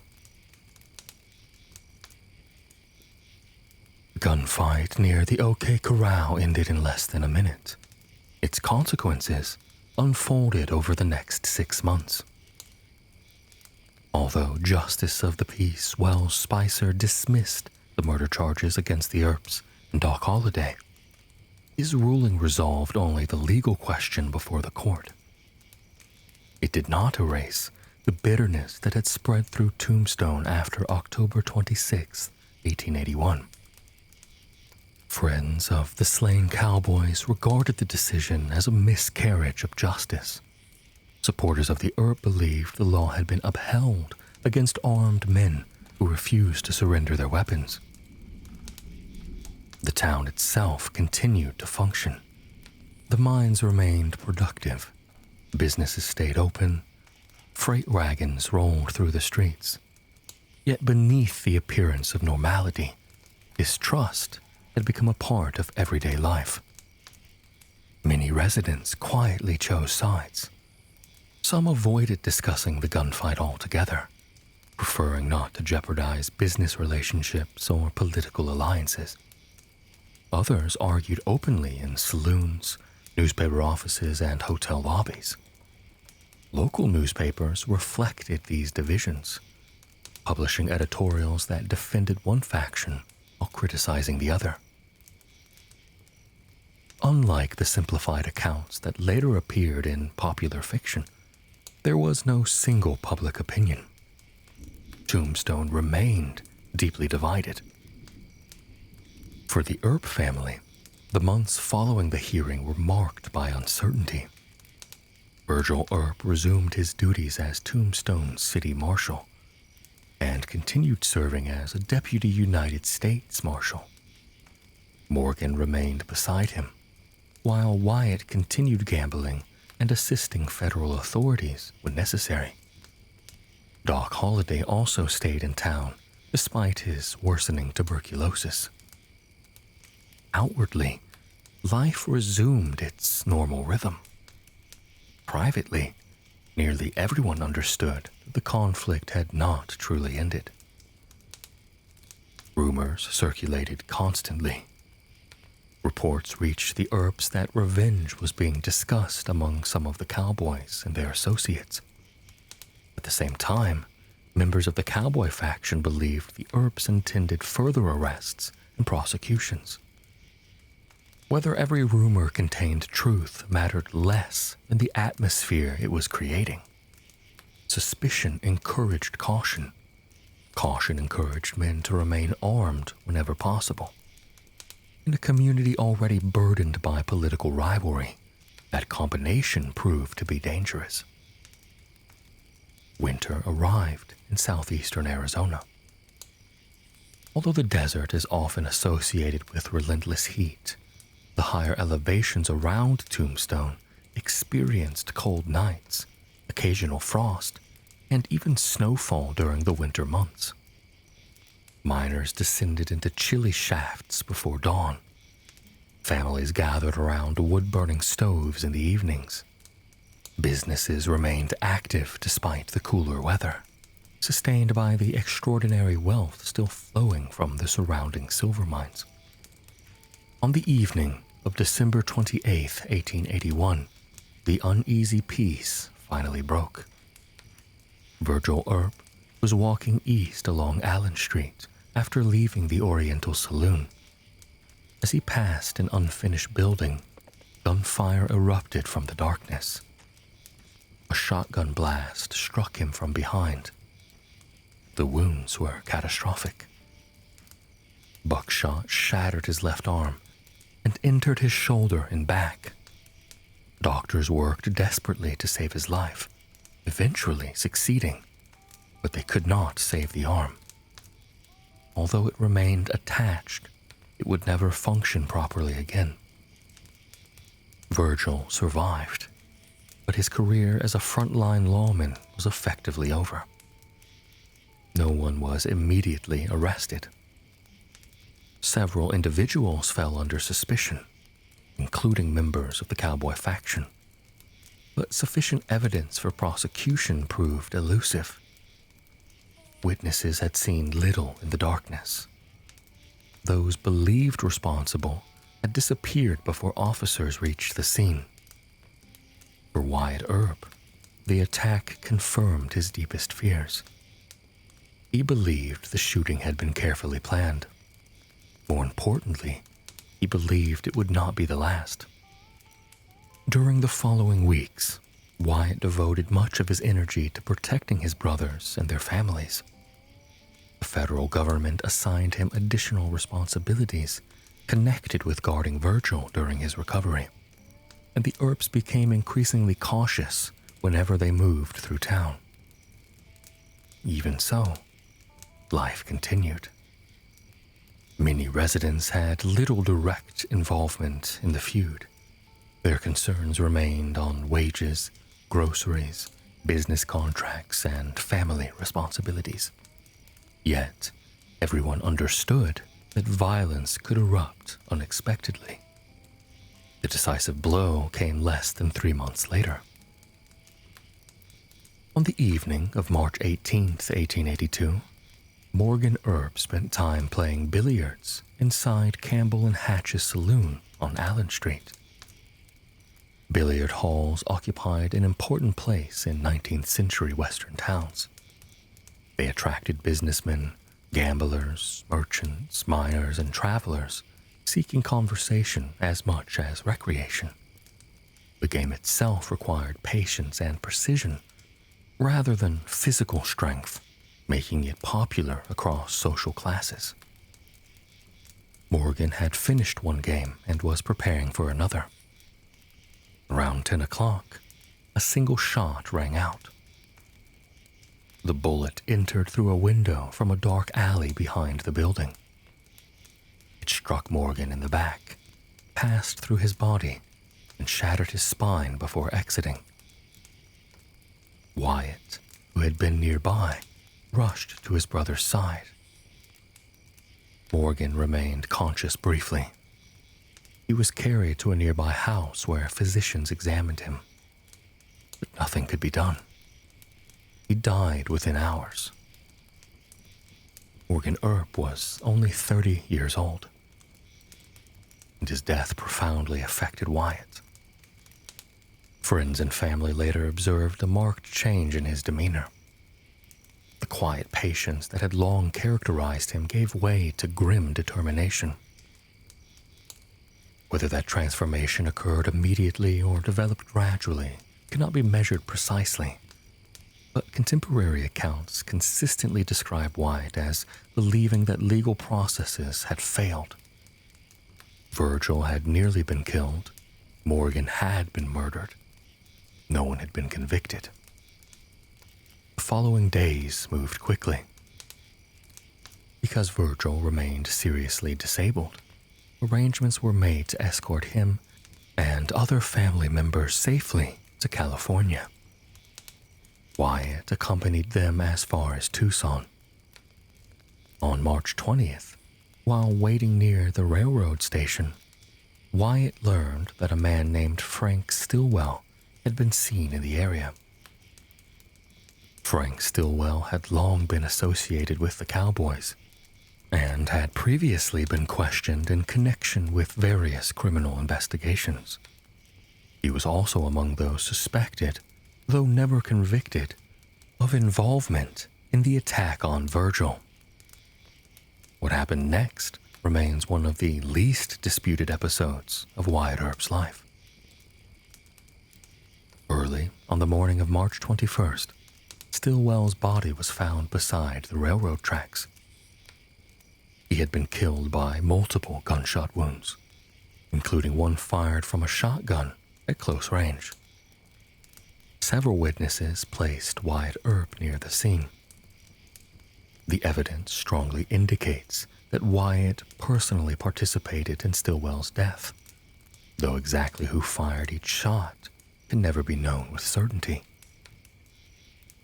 Unlike the events near the OK Corral, there was little claim that this had occurred during an attempted arrest. To many observers, it appeared to be retaliation. Arizona authorities quickly issued murder warrants for Wyatt Earp, Doc Holliday, Sherman McMaster, and several other members of Wyatt's growing posse. From that moment forward, Wyatt himself became a fugitive under territorial law. Ironically, he simultaneously continued operating under federal authority as a deputy United States Marshal, having been specially commissioned to pursue those suspected of attacking federal officers. The overlapping jurisdictions that had complicated Tombstone politics now produced extraordinary legal confusion. To supporters of Wyatt, he remained a federal officer pursuing dangerous criminals. To territorial authorities, he had become a wanted man. Over the following weeks, Wyatt organized what history remembers as the Earp Vendetta Ride. The group consisted primarily of Wyatt, Doc Holliday, Sherman McMaster, Turkey Creek Jack Johnson, Texas Jack Vermillion, and occasionally several others whose participation varied during the expedition. They traveled across southeastern Arizona, following reports of men believed responsible for the attacks on Virgil and Morgan. Travel through Arizona during the spring of 1882 remained physically demanding. The posse crossed dry valleys where water could be scarce for many miles. They climbed rocky mountain passages, followed narrow trails through canyons, and depended heavily upon local ranches or springs for supplies. Horses required nearly constant attention, while food consisted largely of preserved staples supplemented whenever hunting proved successful. The landscape itself shaped every decision. Unlike the relatively open plains of Kansas, southeastern Arizona offered countless places where small groups could hide among rugged hills, dense mesquite, or rocky washes. Knowledge of local terrain became as valuable as marksmanship. On March 24th, the posse encountered a group believed to include Curly Bill near Iron Springs.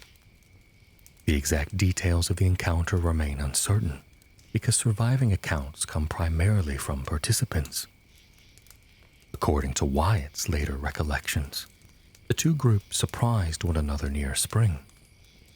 Gunfire erupted almost immediately.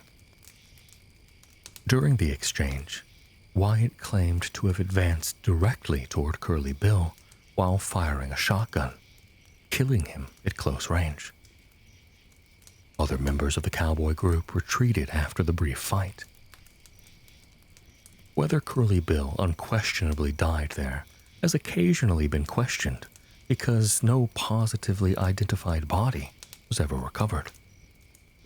Most historians nevertheless accept Wyatt's account as the most likely explanation, supported by the disappearance of Curly Bill from subsequent historical records. The Vendetta ride continued only a short time afterward.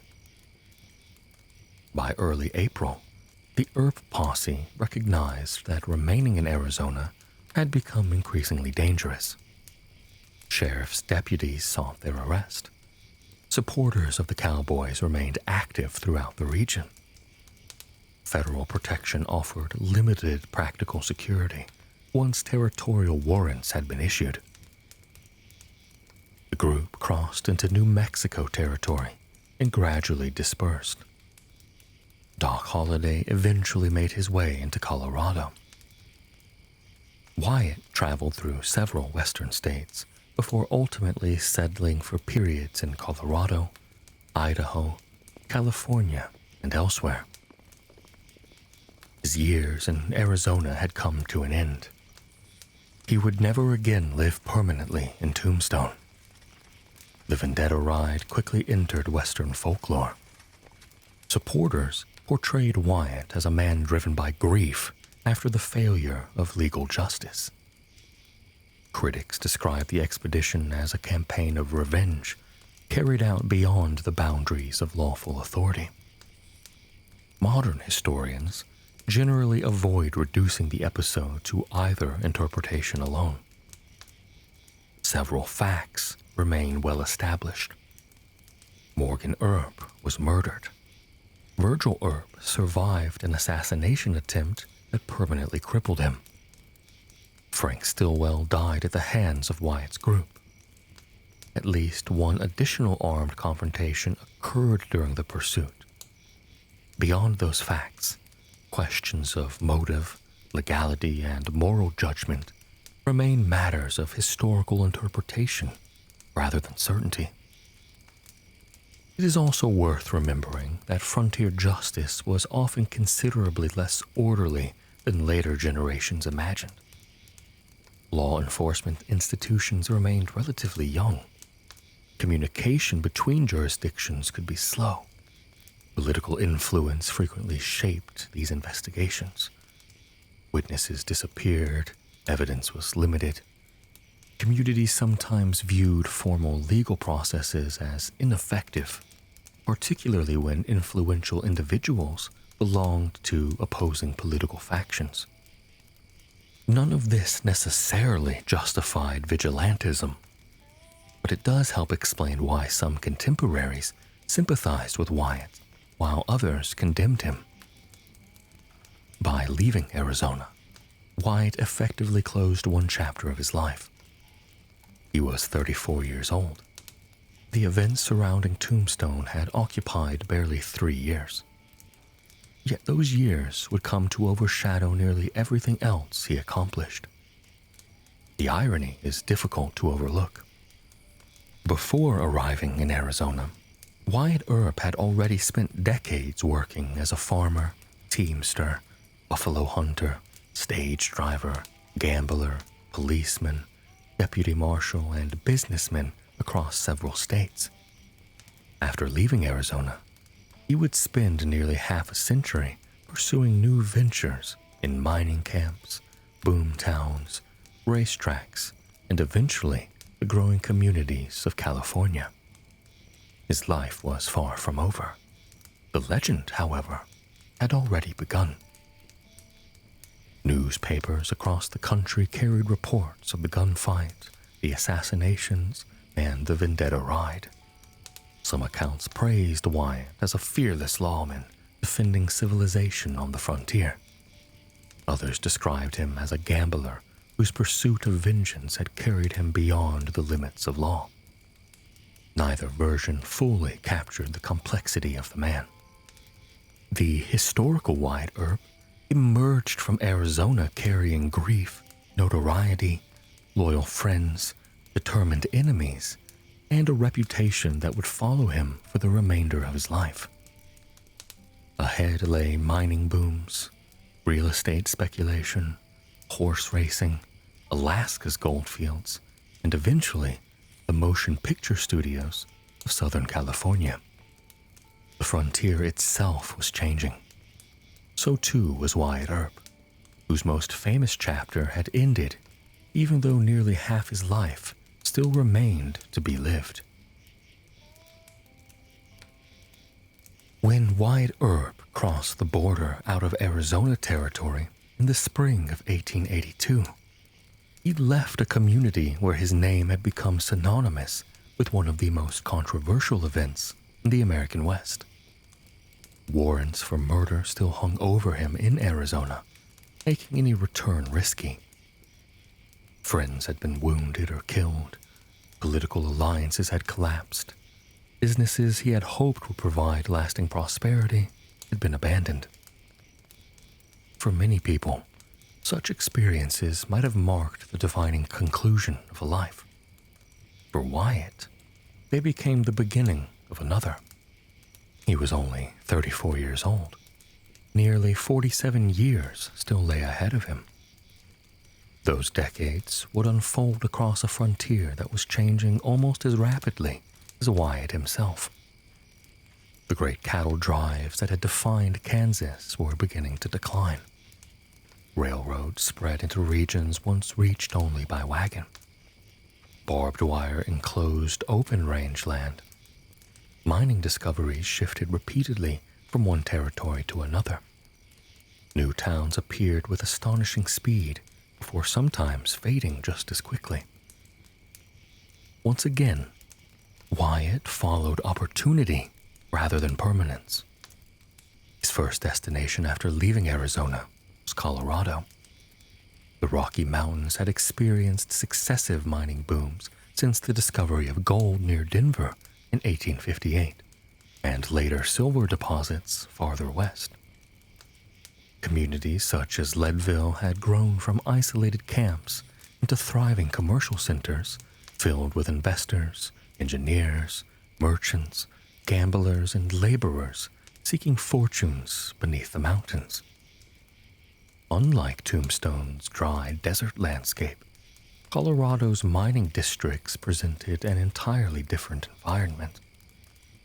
Elevations frequently exceeded 10,000 feet above sea level. Long winters blanketed mountain passes with heavy snow. Narrow valleys confined expanding towns between steep slopes. Water rushed through cold mountain streams that powered mills and supplied growing populations. Mining techniques also differed. Although silver remained valuable, Colorado's geology demanded increasingly sophisticated engineering. Shafts reached extraordinary depths. Steam-powered hoists lifted ore hundreds of feet toward the surface. Pumping systems removed groundwater that threatened lower workings. Rail connections gradually reduced transportation costs, allowing heavier machinery to reach previously inaccessible locations. Wyatt arrived in a region where technology and investment sharpened mining success. The era of the lone prospector discovering wealth with little more than a pickaxe was becoming less common. Large companies now dominated many of the richest operations. Like countless others drawn toward mining districts, Wyatt sought opportunity wherever business appeared strongest. He continued gambling. He invested modestly in mining ventures when finances permitted. He explored real estate opportunities, developing around rapidly expanding communities. Throughout these years, one constant remained beside him: Josephine Marcus. By the mid-1880s, Wyatt and Josephine had established the partnership that would continue for the remainder of his life. Although they never formally married, they presented themselves publicly as husband and wife throughout much of the following 4 decades. Josephine brought qualities that complemented Wyatt's reserved personality. She enjoyed conversation, theater, fashion, and travel. Friends later remembered her as intelligent, independent, and occasionally strong-willed. Wyatt, by contrast, rarely sought attention. He remained quiet in public settings and generally preferred business discussions to social gatherings. Their relationship was not without disagreements. Josephine disliked gambling more than Wyatt ever did. She often encouraged investments promising greater stability. At times, she reportedly grew frustrated with Wyatt's willingness to relocate whenever another promising boomtown emerged. Even so, the two remained remarkably devoted to one another. They had no children together, allowing them a degree of mobility unusual for many couples of their generation. This freedom suited Wyatt's lifelong habit of moving wherever opportunity appeared. By the mid-1880s, Arizona authorities still technically sought Wyatt in connection with Frank Stillwell's death. Although extradition efforts occasionally surfaced, they gradually lost momentum. Western jurisdictions remained separated by immense distances. Travel required significant expense. Political priorities changed. As years passed without additional incidents involving Wyatt, interest in prosecuting him steadily diminished. He was never brought to trial for Stillwell's killing. This legal uncertainty nevertheless encouraged Wyatt to avoid Arizona. Instead, he built new business relationships elsewhere. One recurring theme throughout Wyatt's post-Tombstone life was his remarkable willingness to reinvent himself. Rather than identifying permanently as a lawman, he pursued whatever occupation appeared most promising. Sometimes he operated gambling concessions. Sometimes he speculated in mining claims. Sometimes he invested in real estate. Occasionally, he purchased horses. At other times, he managed sporting events or pursued entirely different enterprises. This flexibility reflected broader realities of Western economics. Boomtowns rarely rewarded those unwilling to adapt. A successful gambler one year might become a mine investor the next. A merchant might later enter banking. Former soldiers became ranchers. Prospectors became politicians. Constant reinvention characterized much of frontier society. During the late 19th century, another industry began attracting Wyatt's attention: horse racing. But economic cycles continued to shape Wyatt's movements. During the late 1880s, Southern California experienced one of the largest real estate booms in American history.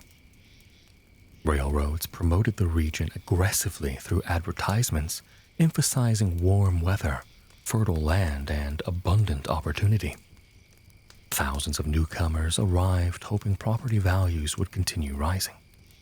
Communities expanded almost overnight. San Diego became one of Wyatt's principal destinations during this period.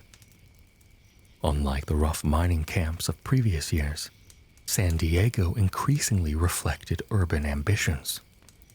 Broad streets replaced dusty trails. Brick commercial buildings multiplied. Harbors welcomed growing maritime trade. Hotels advertised comfortable accommodations for Eastern visitors seeking healthier climates. Wyatt invested in property there while continuing various gambling enterprises.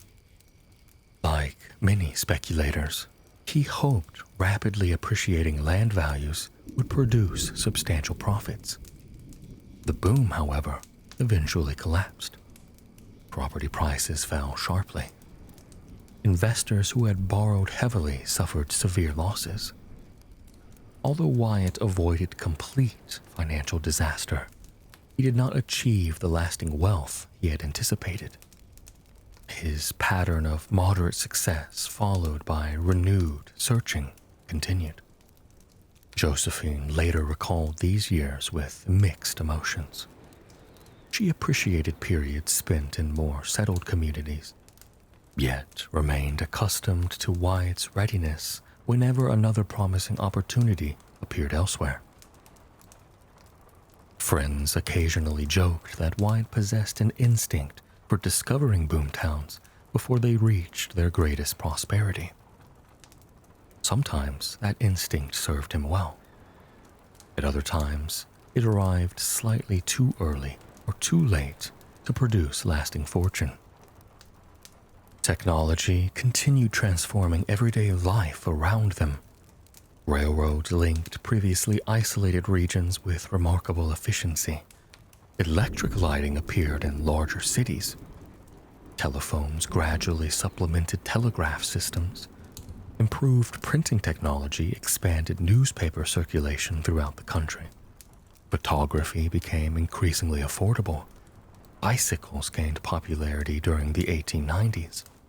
Industrial manufacturing supplied Western merchants with products that earlier generations could scarcely have imagined. The frontier itself was becoming less isolated with each passing year. The changing environment also affected law enforcement. Professional police departments expanded in larger cities. Fingerprint identification emerged experimentally toward the end of the century. Criminal investigation gradually relied more upon systemic record-keeping than purely local reputation. The era of independent frontier marshals was slowly giving way to more centralized institutions. Wyatt observed these changes from the perspective of someone who had spent much of his adulthood enforcing order through personal relationships rather than bureaucratic systems. During these years, newspapers occasionally revisited the events at Tombstone. Articles varied dramatically in tone. Some praised Wyatt as an experienced peace officer. Others criticized his role during the Vendetta ride. Many accounts contained factual inaccuracies introduced through repeated retelling. Wyatt generally declined opportunities to respond publicly. Unlike Bat Masterson, who had entered journalism and frequently wrote about Western affairs, Wyatt rarely sought publication. The silence allowed myths to develop largely unchecked. Individuals who barely knew Wyatt sometimes presented themselves as authorities upon his life. Stories grew more dramatic with each repetition. Certain gunfights became exaggerated. Conversations were embellished. Heroic speeches appeared that no contemporary witness had recorded. The legend slowly expanded while the historical record became increasingly difficult to separate from later invention. Ironically, Wyatt himself contributed little to these embellishments during this period. He remained focused primarily on earning a living. By the mid-1890s, another great mining excitement began attracting national attention. Reports from Canada's Yukon Territory described extraordinary discoveries of gold. Prospectors prepared expeditions northward into some of the harshest environments on the continent. Before long, neighboring Alaska would experience similar excitement. Once again, Wyatt listened carefully. The journey would carry him beyond deserts, plains, and mountain mining camps into a landscape of frozen rivers, Arctic storms, and one of the last great gold rushes in North American history.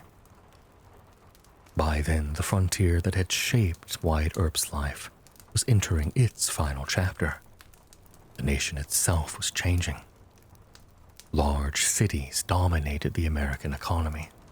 Industrial corporations rivaled governments in size and influence. Railroads stretched from coast to coast.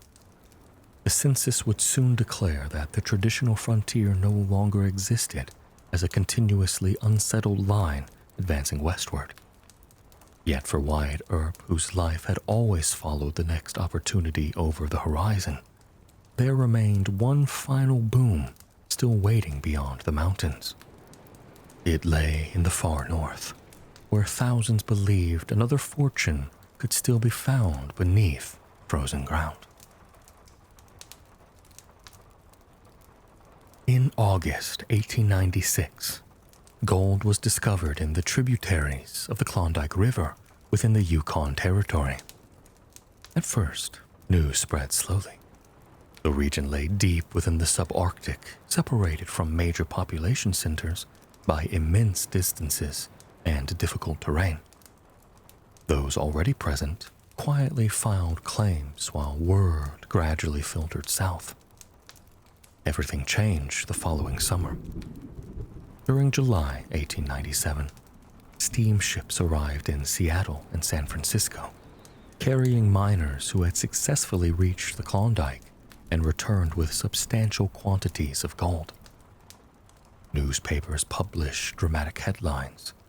Photographs showed weary prospectors standing beside sacks of gold dust. Stories described fortunes earned within a single season. Whether every account proved accurate mattered little. The gold rush had begun. Within months, tens of thousands of people prepared for one of the largest migrations in North American history. Most would never strike it rich. Many would never even reach the gold fields. The journey itself became legendary. Prospectors traveling from the Pacific coast generally followed one of two principal routes. Some sailed north to Dyea or Skagway in southeastern Alaska before crossing the coast mountains via the infamous Chilkoot or White Pass trails. Others traveled by sea around Alaska and ascended the Yukon River during the brief summer navigation season. The Chilkoot Pass became particularly famous. Steep, icy, and unforgiving, it demanded extraordinary physical endurance. Canadian authorities required each prospector entering the Yukon to carry approximately 1 year's worth of supplies to reduce starvation among newcomers. This amounted to nearly a ton of food, clothing, tools, and equipment. Because no individual could carry such weight at once, travelers often climbed the pass dozens of times, transporting small loads back and forth until all supplies reached the summit. The process could take weeks. Photographs from the period reveal long lines of men and women ascending snow-covered slopes in single file, each carrying heavy packs beneath harsh northern skies. Wyatt Earp did not attempt the Chilkoot. Instead, he and Josephine traveled by sea toward Alaska, eventually establishing themselves in Nome rather than the original Klondike camps. The distinction is important. Although often grouped together in popular memory, the Nome gold rush developed a few years after the initial Klondike excitement. In 1898, rich gold deposits were discovered along the beaches near Nome on Alaska's western coast. Unlike many earlier mining districts, some of Nome's earliest gold literally lay within sands washed by the Bering Sea. Prospectors shoveled beach gravel into sluice boxes where water separated heavier gold particles from surrounding sediment. The simplicity of these early deposits encouraged another enormous migration. And once again, boomtowns appeared almost overnight. Nome grew with astonishing speed. During the winter of 1898, only a handful of people occupied the area. By the following year, tens of thousands had arrived. Rather than devoting himself exclusively to prospecting, Wyatt pursued business. Together, he and Josephine operated the Dexter Saloon, one of Nome's better-known establishments. The Dexter catered to miners, businessmen, gamblers, travelers, and local residents alike. Unlike the crude frontier taverns often depicted in popular culture, successful saloons in prosperous boomtowns frequently offered respectable accommodations. Well-furnished bars, quality food, comfortable seating, and organized gambling rooms attracted customers with disposable income. Managing such an establishment demanded considerable skill. Supplies had to be ordered months in advance. Employees required housing. Cash flow fluctuated dramatically depending upon mining success and shipping schedules. Disputes occasionally arose among patrons, requiring calm intervention before they escalated into violence. Wyatt's previous experience in Arizona, Kansas, Colorado, and California prepared him exceptionally well. Josephine later remembered these years as among the more financially successful periods of their life together. Although they never accumulated immense wealth, the Dexter produced respectable income while Nome remained prosperous.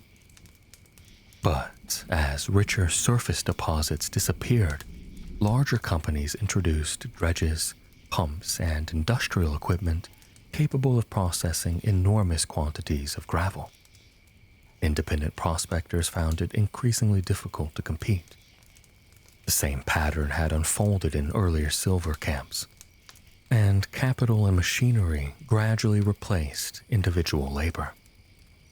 By the early years of the 20th century, Wyatt and Josephine recognized that Nome's greatest opportunities were beginning to fade.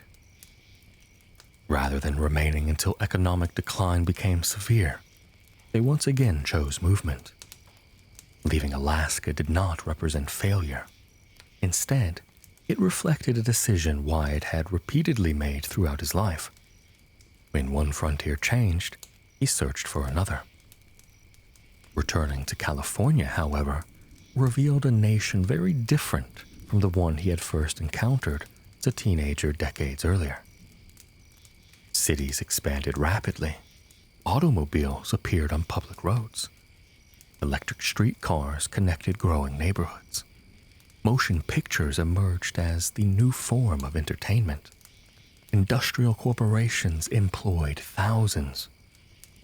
The United States had recently fought the Spanish-American War, acquiring overseas territories and increasingly viewing itself as a global power rather than simply a continental nation. The generation that had experienced the Civil War was growing older. Younger Americans looked toward a future defined less by frontier settlements than by industry, technology, and urban life. Wyatt belonged unmistakably to an earlier era, yet he adapted surprisingly well. Rather than resisting change, he continued investing in new ventures, following technological developments with interest, and maintaining friendships across rapidly evolving Western communities. His remarkable adaptability had always distinguished him. He had been a farm boy in Illinois, a constable in Missouri, buffalo hunter on the plains, a policeman in Kansas, a gambler in several states, a mining investor in Colorado, and a saloon owner in Alaska. Each role reflected changing opportunities rather than rigid identity. By now, however, another transformation was quietly underway. For decades, stories about the American frontier had circulated through newspapers, dime novels, and traveling stage productions. A new medium was preparing to tell those stories on an even larger scale: motion pictures. Southern California, where Wyatt increasingly spent his later years, would soon become the center of a rapidly growing film industry, eager for authentic tales from the Old West. Many of the actors, directors, and writers entering this new profession had never experienced frontier life themselves. They sought people who had. Wyatt Earp, happened to be one of the last surviving figures whose life stretched directly from the age of cattle drives and mining camps into the dawn of Hollywood. Without fully realizing it, he was approaching the final transformation of his remarkable life. He would no longer be remembered primarily as a lawman, gambler, or businessman. Instead, he would gradually become something else entirely. A symbol, a legend. And like many legends, the version that entered popular imagination would often differ in important ways from the historical man who had quietly spent decades chasing opportunity across a changing American frontier. When Wyatt Earp returned permanently to Southern California during the early years of the 20th century, he entered a world that would have seemed almost unimaginable during his youth in Illinois. The frontier that had shaped his adult life was fading into history. Los Angeles, once a modest frontier settlement under Spanish and later Mexican rule, was becoming one of America's fastest-growing cities. Electric streetcars carried passengers across expanding neighborhoods. Automobiles gradually replaced horse-drawn wagons on city streets. Telephone lines connected homes and businesses. Electric lights illuminated storefronts that remained open well after sunset. Perhaps the most remarkable transformation was taking place in an industry that barely existed when Wyatt left Arizona. Motion pictures. At first, films consisted of little more than brief moving images, lasting only a few minutes. Audiences marveled at trains arriving in stations, workers leaving factories, or short comedic sketches. Within a remarkably short period, however, filmmakers began telling longer and more ambitious stories. California offered nearly ideal conditions for this new industry. Its climate allowed filming throughout much of the year. Mountains, deserts, forests, beaches, and fertile valleys all lay within relatively short distances of one another, providing scenery suitable for countless productions. Land remained comparatively inexpensive outside the growing city, allowing studios to construct large outdoor sets. By the 1910s, filmmakers had begun looking increasingly toward the American West for inspiration. Western stories already enjoyed enormous popularity in dime novels, illustrated magazines, Wild West shows, and stage productions. Film producers recognized that audiences remained fascinated by cowboys, outlaws, lawmen, cavalry soldiers, prospectors, and frontier settlements. There was one difficulty.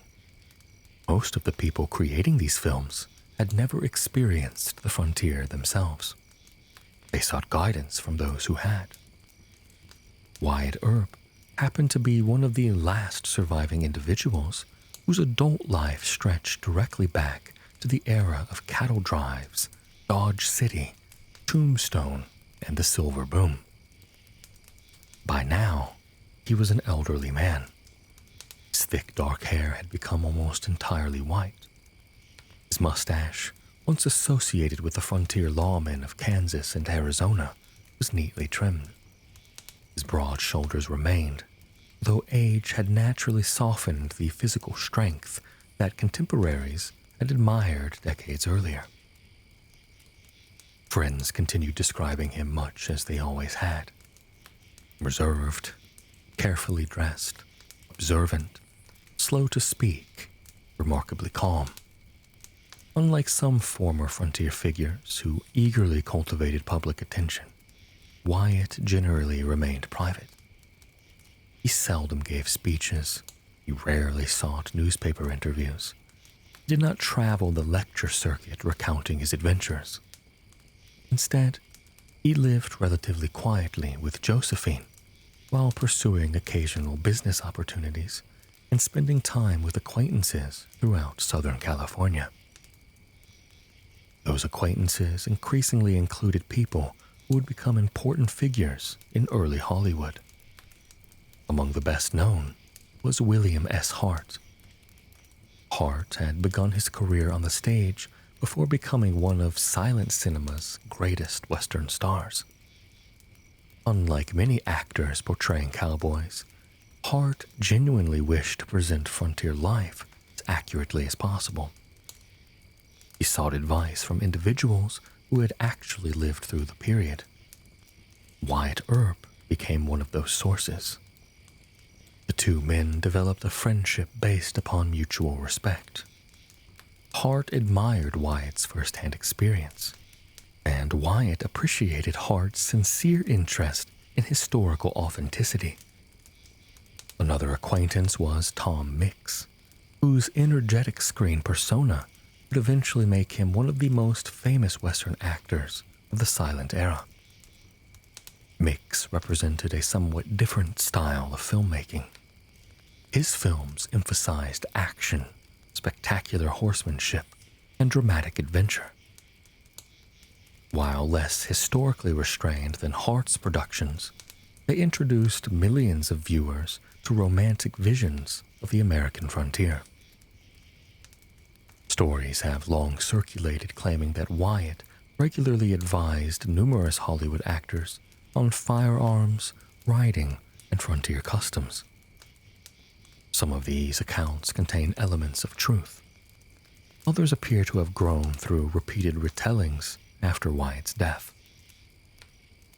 Modern historians generally conclude that Wyatt certainly knew several important figures within the early film industry, but the extent of his direct influence on specific productions is often difficult to document precisely. Hollywood itself was still a surprisingly small community. Actors, directors, writers, producers, and technicians frequently knew one another personally. Studios remained far less formal than they would become only a decade later. People moved easily between film sets, workshops, offices, and nearby restaurants. Someone possessing genuine frontier experience naturally attracted curiosity. Many young filmmakers asked Wyatt about everyday details rarely mentioned in books. How were revolvers actually carried? What did cattle towns really look like? How did marshals arrest armed suspects? How did gamblers conduct themselves? Such practical questions interested artists hoping to create convincing Western settings. Wyatt answered when asked. He also quietly observed how quickly stories changed when repeated by others. This was hardly a new experience. For decades, newspaper articles had already begun exaggerating various episodes from his life. The Tombstone gunfight in particular had become increasingly dramatic with each retelling. Some accounts described Wyatt standing alone against overwhelming odds. Others transformed Doc Holliday into a nearly mythical gunfighter. Conversations appeared that no contemporary witness had recorded. Heroic speeches were invented. Simple events became elaborate confrontations. The distinction between documented history and entertaining storytelling grew steadily less clear. Perhaps because of this, Wyatt gradually became interested in preserving his own versions of events. Several writers approached him seeking interviews or permission to publish biographies. Among the earliest was John Flood, a mining engineer who spent years collecting Wyatt's recollections. Flood worked extensively with Wyatt during the 1920s, recording conversations about frontier life, Tombstone, the Vendetta ride, and numerous other episodes. Wyatt hoped Flood's manuscript would become the definitive account of his life. But it never did. Publishers repeatedly rejected the manuscript, believing it lacked sufficient literary appeal or commercial potential. Flood himself struggled to organize the material into a cohesive biography. The manuscript remained unpublished during Wyatt's lifetime. Historians nevertheless consider it valuable because many passages derive directly from conversations with Wyatt himself, even though the text must still be approached critically. Human memory changes over time. Events remembered 40 years later inevitably differ in some respects from contemporary documentation. No historical source, even one originating with the principal participant, exists entirely free from such limitations. Another writer would ultimately shape Wyatt's reputation far more profoundly: Stuart in Lake. Lake never truly knew the younger Wyatt Earp. When the two men met during the 1920s, Wyatt was already in his late 70s. Lake admired him immensely. He also recognized enormous commercial potential in the story. Wyatt died before Lake completed his work, but Josephine continued cooperating with the project afterward. In 1931, Lake published Wyatt Earp, Frontier Marshal. The book became an immediate success. For millions of readers, it introduced what would become the definitive image of Wyatt Earp for generations. Fearless, nearly flawless, calm under every circumstance, the greatest lawman of the American frontier. Lake's biography transformed Wyatt from a respected historical figure into a national legend. Its influence cannot be overstated. Hollywood films drew heavily from its pages. Television series later adopted many of its interpretations. Novelists repeated its stories. School children encountered its heroic portrait throughout much of the 20th century. Only later did historians begin comparing Lake's narrative carefully against surviving court records, newspaper reports, census documents, personal correspondence, and contemporary testimony. Many discrepancies emerged. Certain conversations appeared entirely fictional.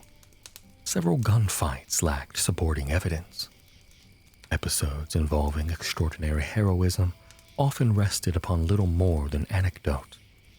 Some timelines proved impossible to reconcile with documented records. Lake had not necessarily intended to deceive readers. Rather, he wrote within a literary tradition that valued compelling storytelling over strict documentary precision. Biographical standards during the early 20th century differed substantially from those expected by modern historians. Even so, his work permanently reshaped Wyatt's public image. Meanwhile, Wyatt himself continued living quietly. He enjoyed horse racing. He occasionally visited film sets. Friends described evenings spent discussing frontier history, mining ventures, and changing times. Despite advancing age, he remained interested in business opportunities. Josephine continued managing many practical aspects of their household. The two had now spent more than 40 years together. Their relationship had survived financial uncertainty, repeated relocations, mining speculations, harsh northern winters, and the lingering shadow of Tombstone. Visitors frequently observed genuine affection between them, despite their occasional disagreements. Age inevitably brought physical decline. Wyatt's eyesight weakened, his hearing diminished somewhat. Walking long distances became more difficult. Yet mentally, he remained remarkably engaged. He belonged to a generation whose experiences increasingly seemed remote to younger Americans. Children born after the Civil War had become grandparents themselves. The Western frontier had become history. Wyatt himself recognized this transformation. Friends later remembered conversations in which he remarked upon how dramatically the West had changed. And on January 13th, 1929, Wyatt Earp died peacefully at his home in Los Angeles. He was 80 years old. The official cause of death was chronic cystitis, an inflammation of the urinary bladder complicated by advanced age. Josephine was devastated. The couple had shared nearly half a century together. According to friends, she struggled profoundly with the loss and preserved many of Wyatt's personal belongings throughout the remainder of her own life. Wyatt's funeral proved relatively modest. Among those attending were several figures connected with the early motion picture industry, including William S. Hart. Hart reportedly served as a pallbearer, a fitting tribute from one man dedicated to preserving the West on film to another who had actually lived it. Wyatt's body was cremated. At Josephine's request, his ashes were eventually interred beside members of her family in a Jewish cemetery near Colma, California, south of San Francisco. The choice reflected Josephine's wishes rather than Wyatt's own religious background, illustrating the depth of their lifelong partnership. Death, however, marked not the end of Wyatt Earp's story, but the beginning of something entirely different. Within only 2 years, Stuart Lake's biography appeared. Hollywood quickly recognized its dramatic possibilities. Film adaptations followed. Radio dramas expanded the legend. Comic books reached younger audiences. Eventually, television brought Wyatt Earp into millions of living rooms every week. The historical man who had spent decades quietly pursuing business opportunities gradually disappeared behind the larger-than-life frontier Marshal celebrated across popular culture. The transformation had begun while Wyatt was still alive. After his death, it accelerated beyond anything he could possibly have imagined. Yet, beneath the legend remained the historical figure. A farm boy from Illinois, a grieving widower, a gambler, a policeman, a businessman, a prospector, a husband, a man who had lived through one of the most extraordinary periods of change in American history. Understanding that distinction between memory and documented history would become the central task facing later generations of historians. For nearly a century after Wyatt's death, scholars would continue examining court transcripts, newspapers, census records, letters, and forgotten archives, attempting to separate the remarkable reality of Wyatt Earp's life from the enduring legend that had grown around his name. For those willing to look beyond the legend, Wyatt Earp remains not simply a symbol of the Old West, but one of its most fascinating and deeply human figures.